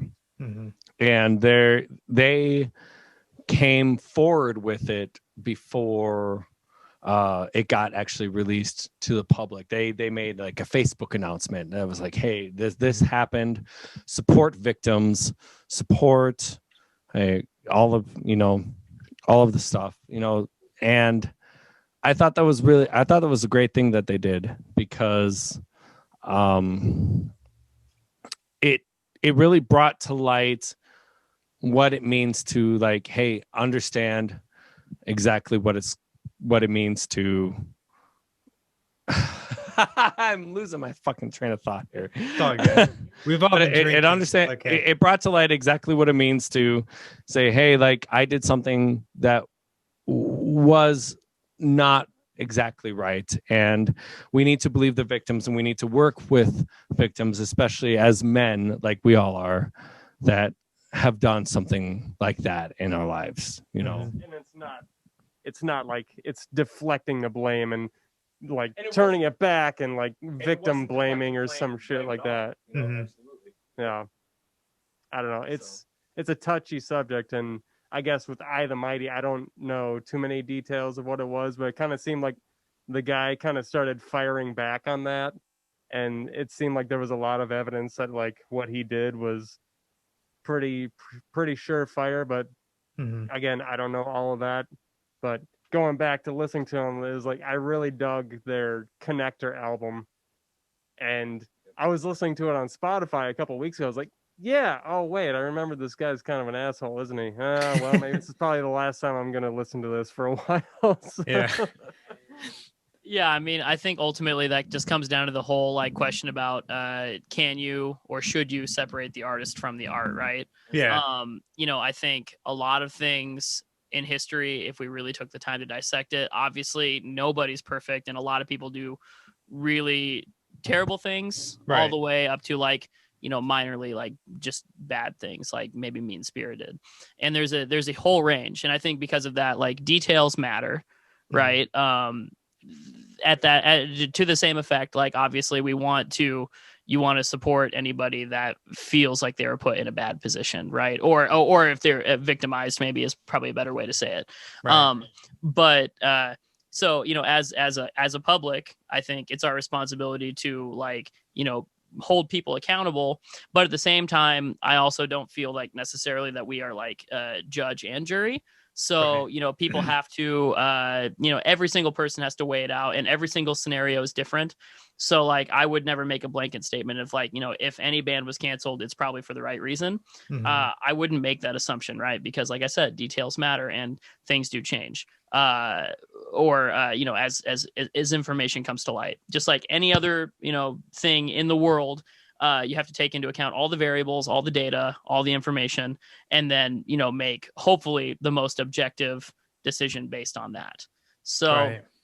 You know, it's a big thing. And, you know, we're all philosophers, armchair philosophers in our own right. Like, we wouldn't be musicians if we weren't.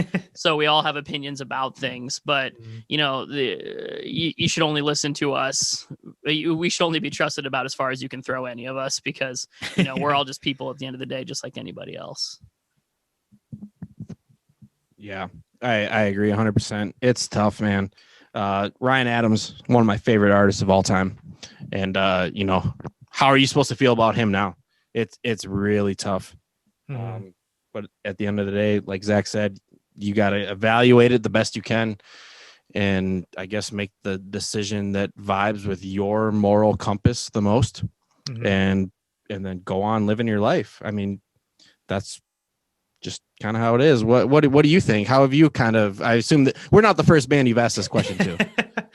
All right. So recently, I'm kind of going off this, but like recently I did a TikTok, and it was about like canceled bands and finding out your band that you love so much is canceled.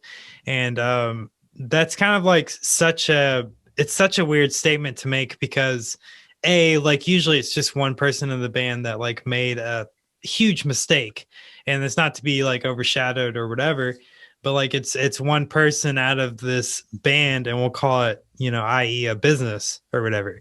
So like this business gets shamed because of one bad employee, if you will. And it's like, I don't think it's personally correct to cancel a band because of one person's, you know, mistake or misfortune, whatever.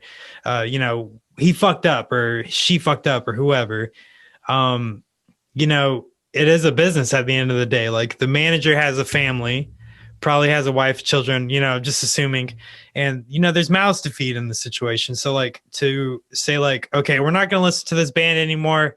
We're not going to listen to Pierce the Veil anymore, you know, because this one guy or whatever, fuck that band. You know, I don't believe in that sentiment, because like, you know, everything I just said, you know, basically. And that's just how I feel about it. I mean, that's just my take. Maybe it's a hot take. I don't know. As LA Dying. And yeah, As LA Dying is a great example. But also the band Moose Blood.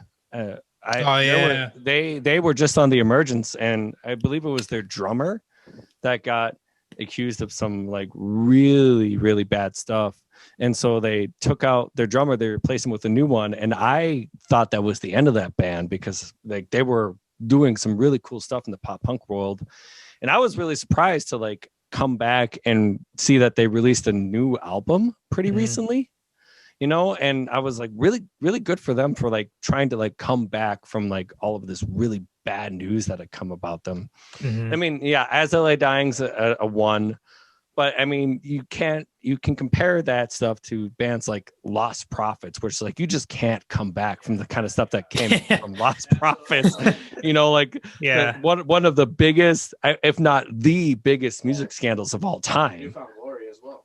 Yeah. Newfound Glory as well. What happened with Newfound Glory? Steve, the guitar player. Newfound Glory, right? I'm not telling you anything you don't know. But yeah, Steve, he got caught up with some heavy child stuff. Yeah. Now he's out of the picture. Newfound.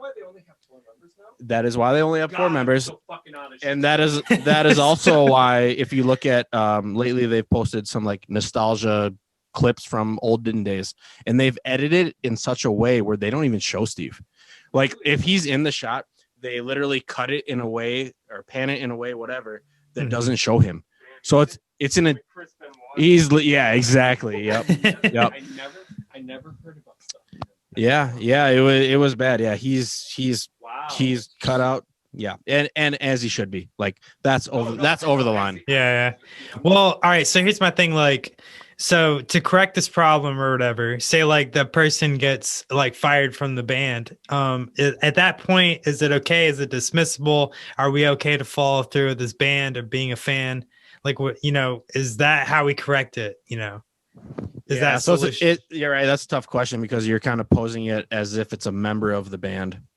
How much they're the identity. Yeah. Okay. Yeah. So Wilson is saying it depends on how much they're the identity of the band. How much creative impact have they had? And I would say, yeah, if they're a large part of it, then yeah, we kind of need to scrap that. Going back. Yeah, because I was just thinking because someone mentioned As I Lay Dying, but like,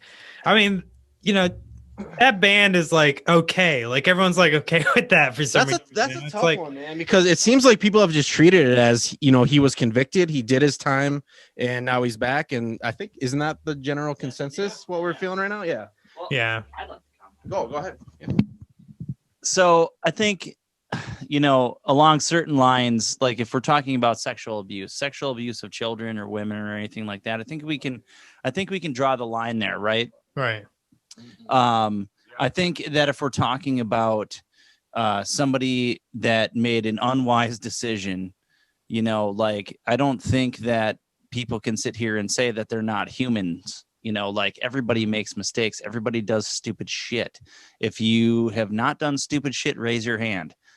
But, like I think especially in the case of like As I Lay Dying and stuff like that, like obviously he completely accepted the fact that, yes, I did do something completely stupid. I fucked up. I did whatever I could to rectify the situation. And, I don't really think they deserve to be canceled. Like it's definitely, he definitely did wrong. There's no question about it. Mm-hmm. But I think that also you have to look at the fact that, in certain circumstances, if they are trying to correct their wrong, if they're trying to right their wrong, like, then what do you do then? Yeah. I know, dude, I've seen this fucking argument online so many fucking times, but at the same time, it's like, listen, the dude fucked up, and I don't know a single person in this world that has not fucked up. Mm-hmm. So raise your hand if you haven't fucked up. Yeah. It's probably better just, obviously, like it's a big philosophical thing, but I think everything that he said, everything that we've all said really boils down to, details matter. Yeah. The information at hand matters, right? So obviously there are some things that are truly, genuinely unforgivable, right? And we can all agree on that absolutely without any question. However, there are other areas that are a little bit more gray, right? When somebody has, in that case, served their time or, whatever it is, right? You have to take everything into account. And, like Sippy said, you have to make a judgment based on your own moral compass. Who are we to decide that anybody should listen to our opinion on that, right? I can tell you how I feel about it, but I personally don't feel like I have the power to necessarily cancel somebody or stop them from doing what they do. I can just say how I feel about it, and it just kind of is what it is. Or tell someone else not to listen to. Yeah. Or I certainly can't tell you not to listen to somebody because of the way I feel about it, right? Mm-hmm. I can give you my case, and I can let you weigh the scales, but ultimately it's your call, right? So, it's a big thing. It's a giant philosophical can of worms. No, it really is. It's such a hot take. And, the only reason I brought it up is it's just nice to hear all different perspectives of the situation. I don't know why it's like, I just feel like it's just something that needs to be talked about and everyone tries to avoid, but then, they'll defend it in a sentence of like their stance, but like, it's just nice to have this conversation. I think we're all kind of agreeance and like, just definitely matters on like what the evidence is, how it's proven, how it's played out, all that. And in the case of, if you compare, I don't even remember what his name is, the vocalist of Lost Prophets, just because it exists so far out of my memory. But if you compare somebody like him to somebody like Tim Lambesis, the real difference there is the victims and, the band members and what what have you done for the victims? And if you remember, the members of As I Lay Dying, they formed their own band called Woven War, I think is what it was called. Mm-hmm. And they were just totally against them until Tim came forward to them and made the amends, and he made the amends to his ex-wife, and so what. So really what it depends on is if you do the wrong, it really depends on the victims and what you are doing for them, because victims actually matter. Yeah. So that's the biggest thing in any of this. Yeah, that's interesting. No, because I'm a As I Lay Dying fan, so like it's just it's such a great area because it's like the music is awesome. Obviously, Tim is a captivating front man, if you will. It's just like they're the total package in that realm of things, and it's like, come on, like cut this guy a bone, forgive this guy, like how do you feel about it? So like that's how I feel. I definitely forgiven him. I've moved on. He did his time. Who am I to say whatever? I'm not going to pass judgment. That's just my take. So I'll tell you this. When I watched that, you remember that Ghost Inside live show that they did where there was outdoors, right? It was huge. It was their first show back. And yeah, I think it was like 2019. Yeah, something like that. And I saw the behind the footage stuff from Jared Dean's, and Tim was back there with them. And it was like, well, man, if Ghost Inside is letting him be in their backstage, that's got to set some kind of example for kind of the compass we should be following. I don't know. Maybe. I don't know. But then again, Ghost Inside had their own issues. So I was going to say they got canceled. I don't know how to feel about it. They got canceled in 2020. Right. Poor guys. I know, it's just, oh my god, dude, because they came out swinging with Aftermath, and then I remember like talking shit about it. I was like, no, I'm not talking shit, I was talking it up. I was like, dude, everyone needs to listen to Aftermath, such a sick album. And not Aftermath, no, it was self-entitled, sorry. Aftermath was the single on that. Sorry, I've been drinking. Anyway, they're self-titled, and everyone was throwing straight shade and talking mad shit about the Ghost Inside. For all the racial slurs, apparently. I don't know. It's such a fucking. I don't know. That's just how the cookie crumbles, man. It's just shit. We do, in fact, live in a society. Yeah, that's it, man. I think like I don't know. You just got to be very mindful of like what you say nowadays. I mean, honestly, the guy was obviously saying some terrible shit, but I'm saying like things get twisted up as well. You can get pushed into a soundbite and they get canceled that way as well. So it's like, oh, here we are. We live in this canceled society. Like, well, I promise not to do that, but and for that we thank you. It's gonna be all good times, but like but like that's the thing now. Like everyone's just getting canceled, and that's just how we live. Like it's just a big witch hunt. Constantly. I don't agree. Yep. Well, shout out to Slaves. Song Witch Hunt is tight. Well, when you think about like a witch hunt, you have to think about where rock music and metal music used to be at and then where it is now. Mm-hmm. And you think of like actors in the same light as well. I mean, that stuff that happened with the actress that was in The Mandalorian. It's that stuff wouldn't have come to light 20 years ago because we're not in the digital media area that we are now. Now people that are musicians or actors are held to a different level of standard than they are now. So it's important for people like us who are in this mediocre metalcore band or mediocre or anything, just to be you guys are good. Just to be the right mindset of people. And I'm really proud of the metal community for upholding that at the same time as well. Where now we, especially here in the Midwest metalcore community, like we uphold our own standards where once you are exhibiting any sort of like really shitty level behavior, like you're gone, you're out. Who was Tony, help me out here. Who was that band with the vocalist that Inflict wrote a song about? Do you know who that was? It might have been Jesse Blue. Jesse. It was Jesse something, but it's. I mean, Inflict already did with the song, you know, but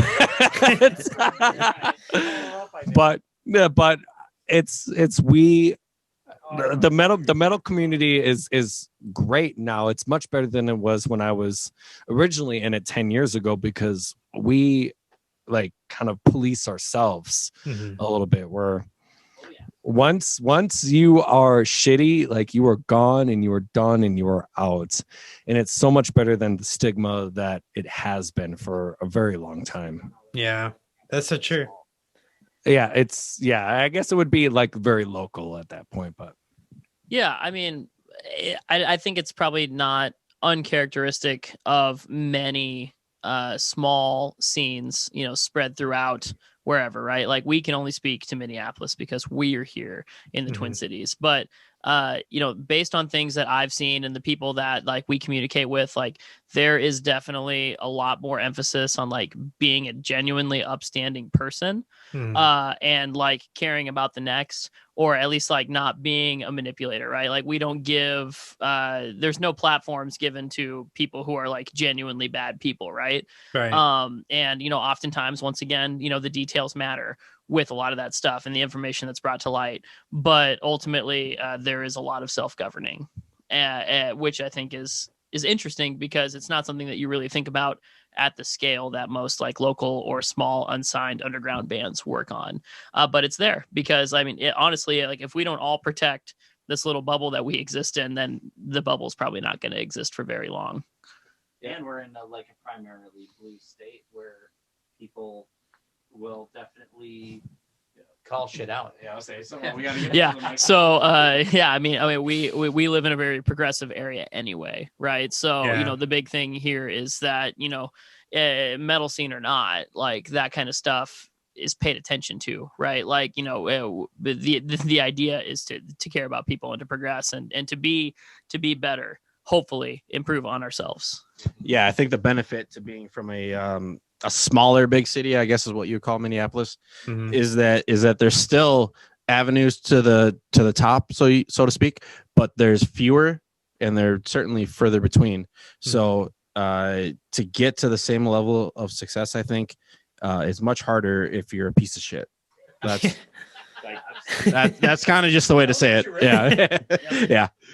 Well, it's kind of random, but like we're talking about it, but like you know, I mentioned this to my wife because my wife watches a lot of crime drama type shows. Okay, where it's like, yeah, all these shows, but like, you know, actually she watches more like true crime and like actual crimes that happen. The real shit. The real stuff. I guess. Shit. That 100. Yeah.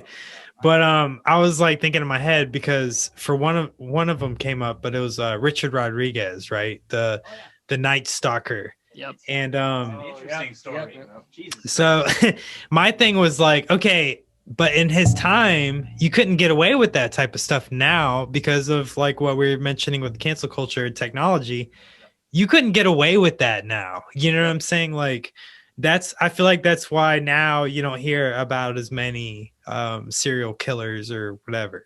I don't know why I segued into that, but like I think it's really interesting. Yeah, well, like, I mean, yeah, connectivity and media being what it is now definitely like brings stuff, anything bad that is going on to light much quicker, right? So theoretically, the potential for like somebody to like sneak around and kill like 30 people in the dark is, you know, much less. Obviously, I believe, you know, like that, you know, bad things still happen and are not necessarily always accurately reported on, or, you know, sometimes maybe our reliance on, you know, technology and the visibility that it gives can sometimes cause us to be feel like we're safer than we are. So, you know, there's obviously like, you know, it's a double-sided double-edged sword, right? Is that's the saying, something like that? Yeah. But yeah, I mean, I agree to a certain extent. Absolutely. I think the main thing is to just like, you know, never buy into anything too hard, because if you do, you know, you might get caught at the wrong end of that.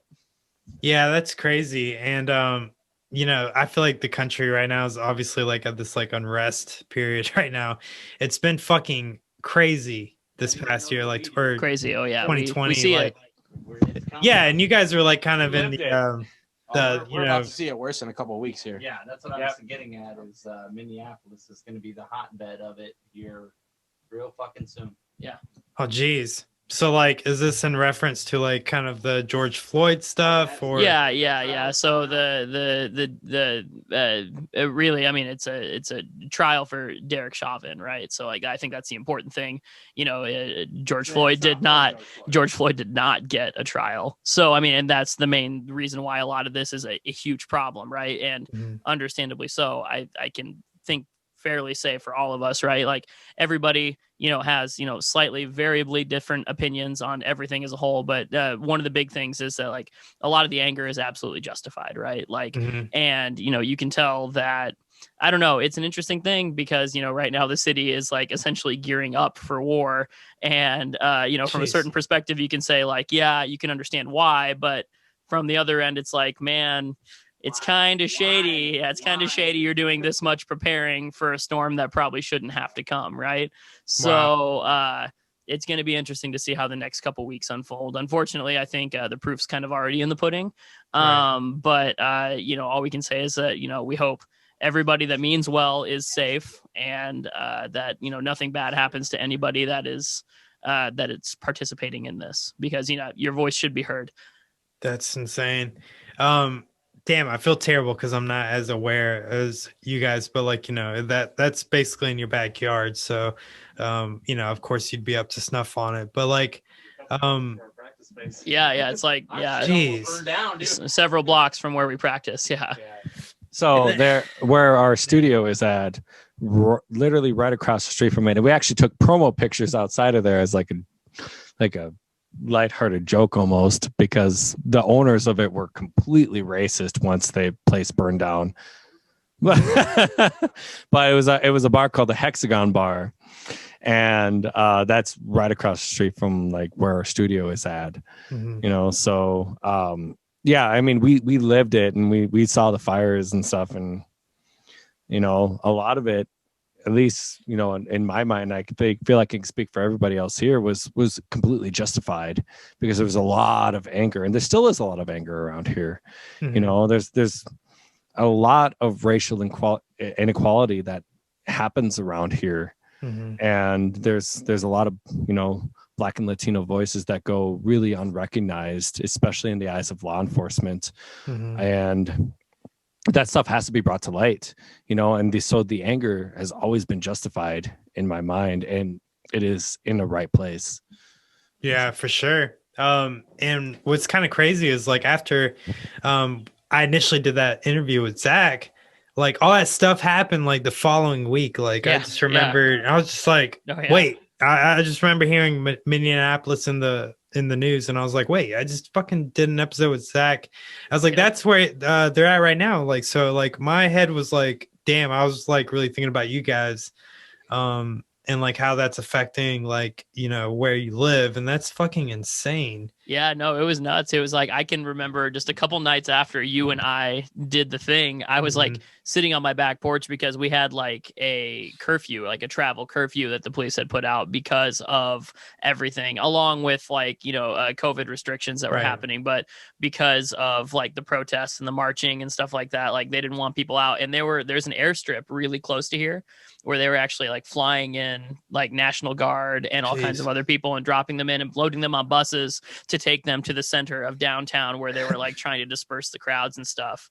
So like you could like, I was like just close enough to the peripheral of the action to like see it all happening, and then, you know, watch like Unicorn Riot like on my TV while it's happening. Yeah. I live in South Minneapolis, just like 2 miles from kind of the epicenter of everything that happened. And like, thankfully my girlfriend and I both have family in Shakopee, which is kind of a southwestern suburb. So we kind of stayed there for a night or two, but like after the first couple nights where shit got really tough, it was like we woke up and our house was kind of a little bit hazy from all the buildings that were burning. So we're like, we should go. My girlfriend's like looking at the Citizen app, and she's like, the gas station that's half a mile from our house is on fire. We should probably go to Shakopee and hang out there for a little bit. I'm like, yeah, probably. It was crazy. So I remember we stayed in Shakopee for a couple nights. I went back one night, the night before my girlfriend, because she worked on a Monday and she wanted like a little bit of mental rest, Right. and not having to deal with kids and stuff.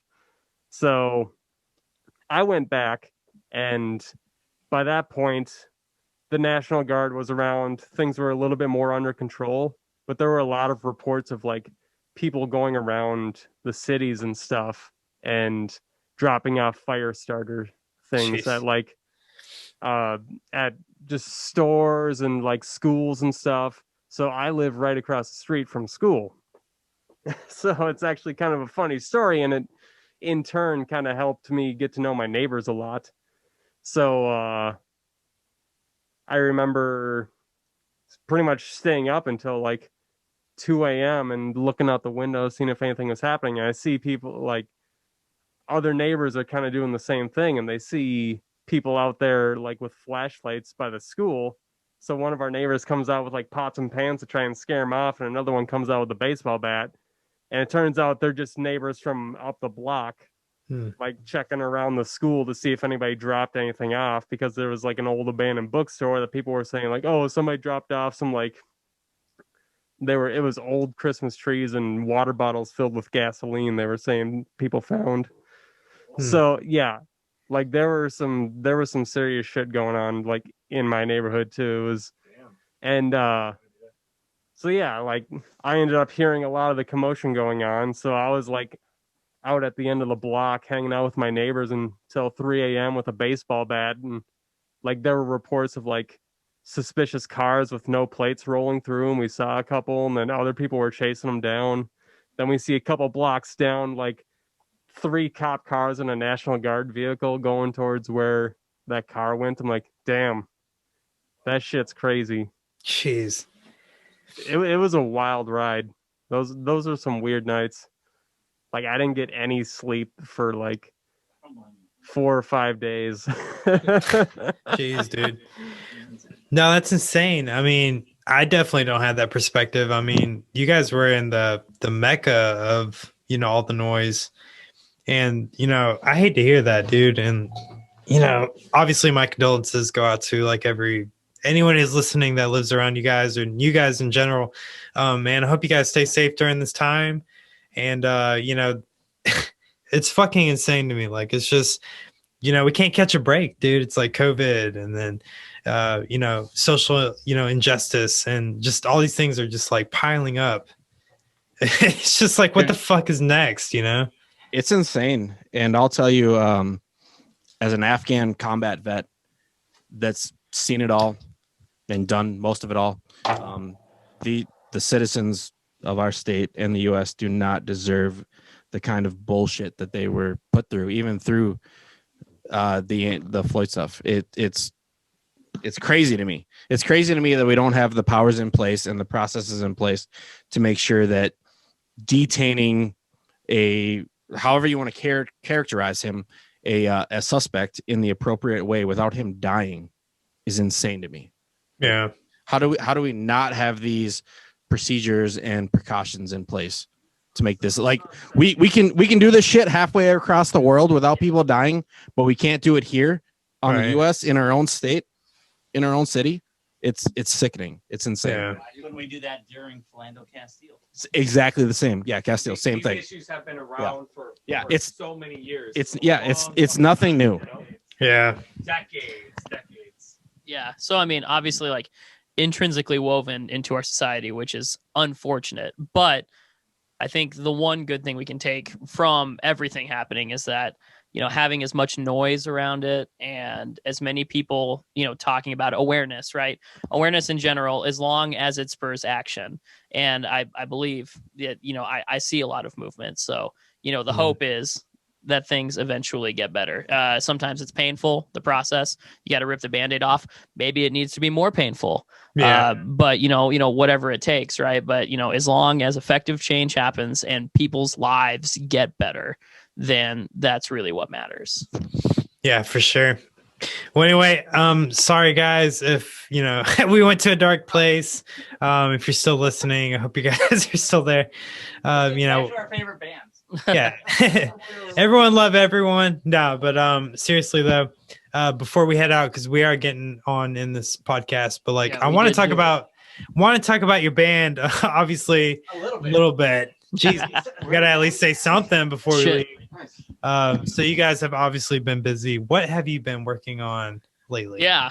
So we've been writing music like crazy. I mean the hopper is chock full. We've got a lot of stuff we're working on. But specifically in recent time, we've got 2 singles that we've recorded that we're in the mix process right now. So we're working right now in the background on, finalizing artwork, getting the mixes done, shooting some music videos, a lot of, really cool stuff to support. And basically what it's going to end up shaking out is 2 separate singles, released, completely independently as 2 different songs. So that'll be kind of the launch pad, if you will, for, what we've been working on, like in our like COVID slumber as like Common Choir 2.0. Right. So just basically taking all the best parts of what we are and what we've been and amplifying them and building on it and, expanding even into new territory subsequently because of that. Right. Mm-hmm. So it's pretty exciting stuff. It is really exciting. And like, from the last time we spoke, you guys picked up a new member. Okay. We have to talk about that. Oh, my God. Well. So we've picked up several. Yeah. So as far as like, I'll do a basic introduction. So new guy, and new guy. So, we've 2 new guitar players and a new bassist backing up all this change. Obviously, like, everybody's got a little bit of a different feed into it, and we all kind of got connected in different ways. But, it's really interesting because I think what we've done is we've sourced a crowd of people that were interested in what Common Choir was already. Mm-hmm. And then, when the opportunity came for them to join the team, they were really excited about it. And now we've got all this like fresh new energy and momentum to kind of push everything forward with. So it's kind of created like a new unified front, right? Whereas like, priorities might've been in one place before, now they're in a different place at this point, but it's great because, like I said, it's charged with that like new, fresh look, right? Kind of like when you're starting anything brand new, but, we do have the previously laid platform of, the Common Choir that we've been to launch off of, which I think is, all the better, right? Right. And kind of like to what you phrased, like your priorities have changed, like in reference to like what are now the priorities, like what's the mission at goal with this new lineup? Yeah, so I think the speed at which we produce music is something that isn't necessarily like a priority that's shifted, but something that has come as like a peripheral like value add. We've got, because once again, we've got these like fresh new guys who are excited and have been sitting on their own material for a while. We're able to put that through the Common Choir filter and break it down and be like, okay, is this what Common Choir would do? Yes or no? If no, why?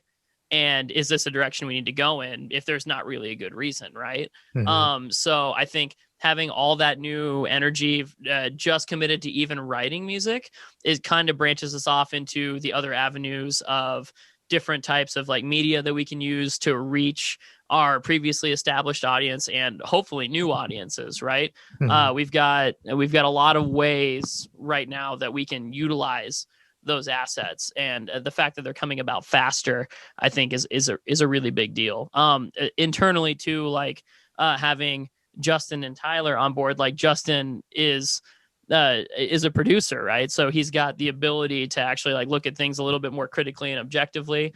And he's got the recording background, he's got the skills to like lay stuff out and actually understand like, hey, as a studio engineer, if I was recording our band, this is what I would say. Right. So He gives us a lot of really cool information and a lot of really good feedback for that. That way we kind of understand even what we're doing. Right. It makes it a fully formed idea much faster. Mm-hmm. And then like having Tyler do the same thing, and he writes constantly. So, he'll be, he shoots us riffs like essentially once a week. We can expect to hear like a new song, or at least a majority of a song from him, whether it's a keeper or a loser is, something that we filter out later. But, oftentimes, obviously, it's great because we have tons of material to sift through.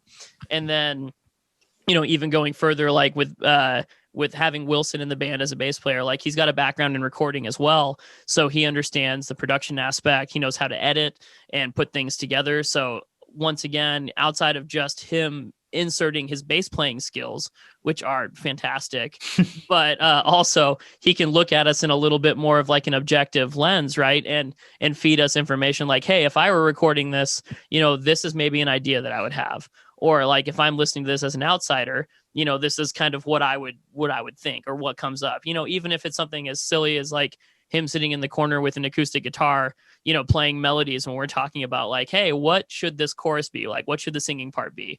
And, he's like riffing on melodies in the corner. So that's pretty interesting because we've got a much more like diversified and involved than we've been in the past with each other's processes, right? It's a lot less isolated, a lot more collaborative, but we've also got like a bigger paper trail now because we've got more guys who can record and lay it down for us, which ultimately I think we all believe leads to like a much better final product, right? So like, these next two singles are fantastic, the best work we've ever done, but I think going forward after that, it's going to be orders of magnitude better and better and better because we're still refining that process. That's really cool. And like I was watching like a punk rock NBA episode the other night, and you guys actually popped up as an ad on YouTube. I saw that Instagram. Yeah. So that's pretty fucking crazy. The just how I was able to find me and like put that on me, I thought it was pretty insane. Yeah, I have spent, I do a lot of our like social media stuff, as you know, right? Because we talk.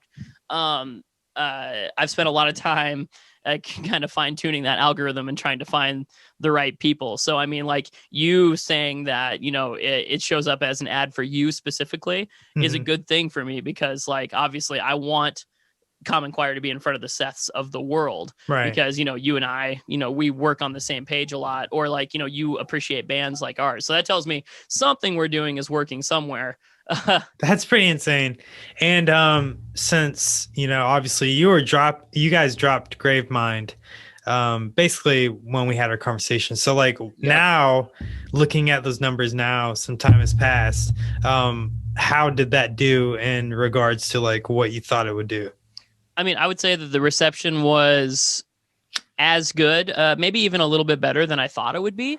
But there's always that great unknown, right? This whole past year of COVID time and being locked in and not playing shows and not doing a lot of the other stuff that we could do that not outside of just the show allows us to create other media and other touch points to like be connected with our online audience, right? Whereas like now we have to truly create something from scratch to give, right? We can't upload like a tour vlog. We can't post a picture of the audience at a show that we just played, and we can't, be opening up for, for the Fallen Dreams or something like that, right? Like everything that happens here.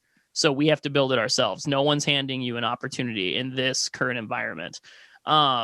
So, with that said, I'm happy with how it's done. I think that the new stuff is going to absolutely blow it out of the water without question.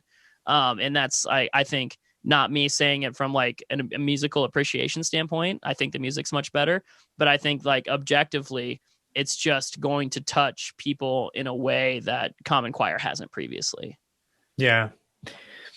Well, he's got something to say on that. Yeah. No, you're good. Go ahead. No, I'd just like to say that literally with like the infusion of the newer members, what we have is a much more dynamic brand. Like we have a much more upfront bass player. We have creative writers. We have all these things that we can literally do much more better than we had before. And it's just the stuff that we're putting out is so much more energetic and dynamic than it had been before. That's awesome, dude. If you thought you knew Common Choir from a year ago, You need to think about it again, because this stuff is going to blow you out of the water if you thought that Gravemind was what Common Choir was. This is so much different. All right, so yeah, I mean, to all 2,000 of our monthly Spotify listeners, yeah, buckle in. But seriously, I mean, I think what it really comes down to is like we're all super grateful to have like been brought together through like the random circumstance and happenstance that like made it happen, and we, because of our appreciation for that, I think the big thing is that we really plan to like ring it out extra. You know, we're gonna extract every drop out of it for these, I mean, foreseeable future, right? But definitely in this next year, I think is going to be a major growth year for us because of that, right? Like, I mean, everything Definitely. that it has, we're going to take. I think so, man. I can't wait to hear it. Now, like, you guys have big shoes to fill with all the hype. Right? You've dug yourself into this hole. Now you Well, have... let me ask you this, Seth. If we drop a track, will you do a reaction video to it? Dude, for sure. Oh, hell You yeah. guys dropped in my algorithm. So Hell yeah. we have similar audience. Yeah, I'll definitely do it. Perfect. Yeah, this is a band yeah. that I'll always plug. You know, Common Choir. I just like it a lot, man. It reminds me of like well, I'm a core kid at heart. Like I love Counterparts. Hell yeah. You know, it's in the ballpark of that. We'll just say no, I mean, it's very emotionally driven. I can relate to a lot of the lyrics. I think you're just gonna love this new stuff even more. Ah, dude, I can't wait. Can't wait to hear it. And I promise you, if you like Zach's vocals, they are also the best vocals that you have heard from him. That was really good, man. Like Yep. I'm telling you, like Very much so. well, I mean, Tony's even drums too. Like even in the conversation that we had, you know, like I was just like, where did all these like? Because I think on Facebook you guys have like a shit ton of people that follow you guys or whatever, and I was just Set 'em like, out, yeah. Yeah, I was just like, how did you come about that? That was one of the first questions I asked. That'd be a question. And that's for you, dude.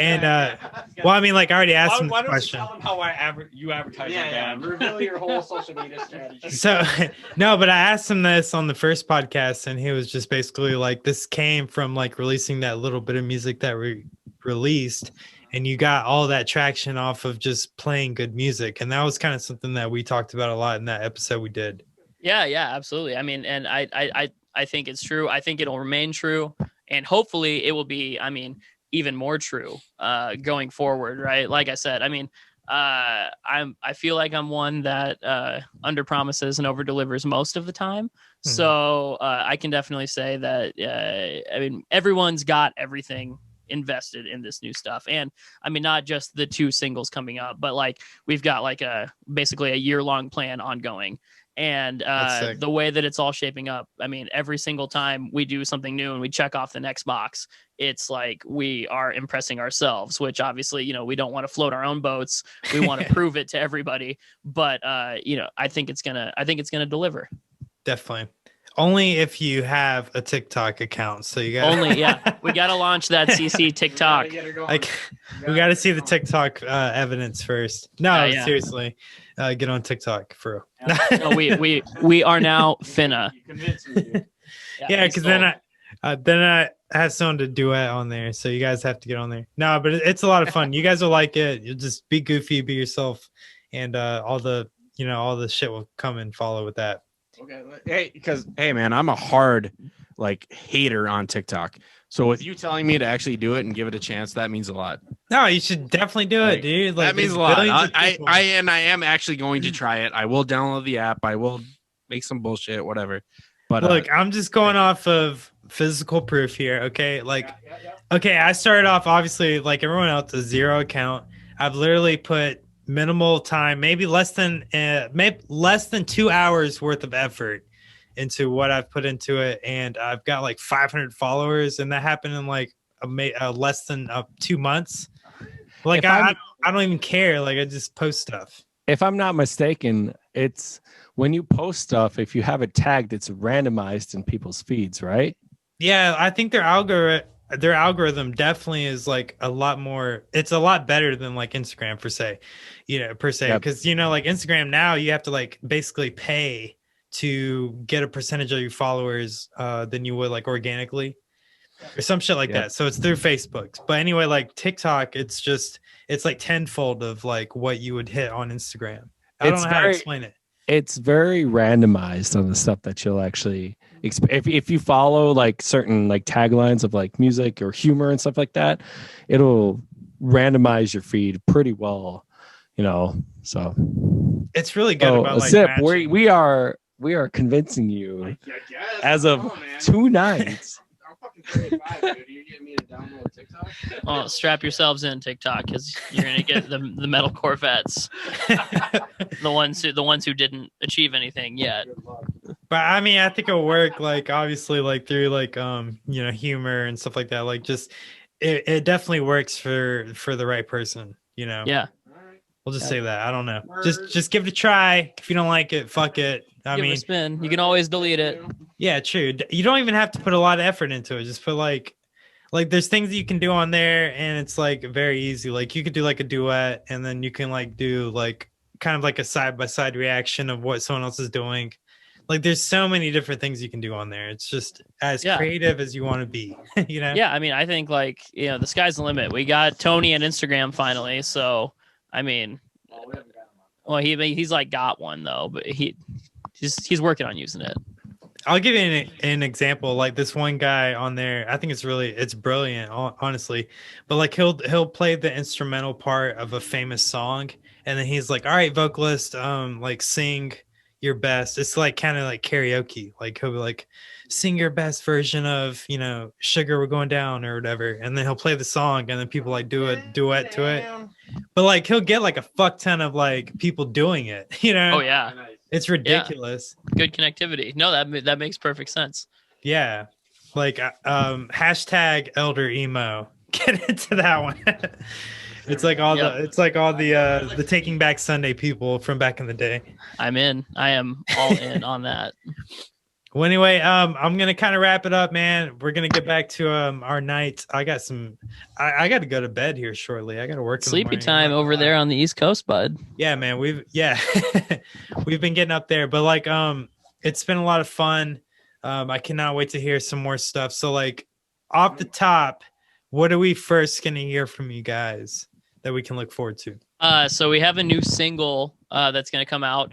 We haven't set an official date. However, we're looking at sometime in, what month is it now?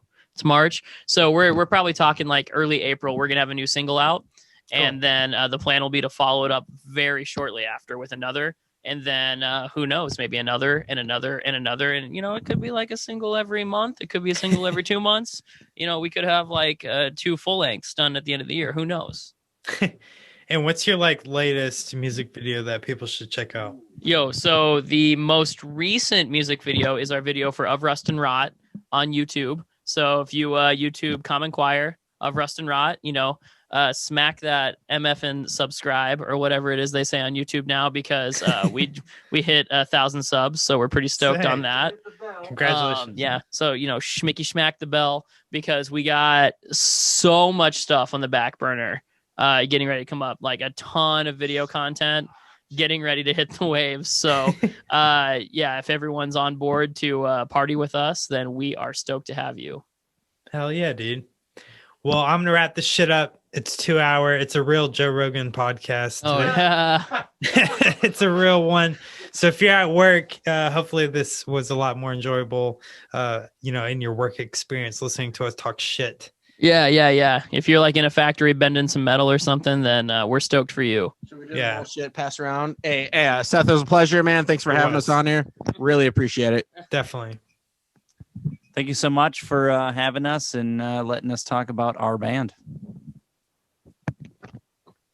Thank you. Thank you so much for having us. It was a great pleasure. Thank you. Shout out to Metalcore Faux Rogan or Metalcore Jesus. Metalcore Jesus. Thanks for having us, Metalcore Jesus. We're so happy to have been. Definitely. I'll stop recording and we'll chit chat. But until then, this is it. That was it. That was Common Choir.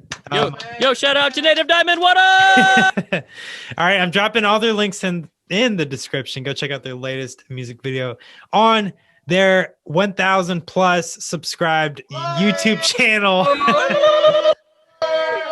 All right, have a good one, and let me know if there's anything I can do for you guys.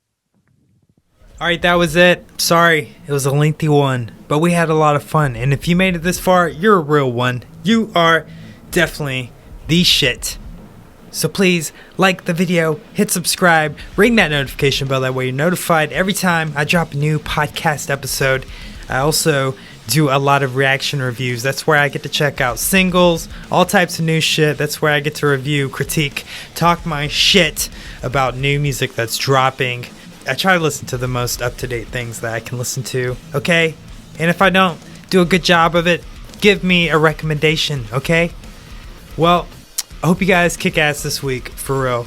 Hopefully, we're all seeing some positivity out there in this world. Spring is upon us, people. Happy St. Patrick's Day coming up. Go drink a beer. Go celebrate the Irish, okay? I'm half Irish. I'm definitely going to be drinking some beers. I'll see you next week.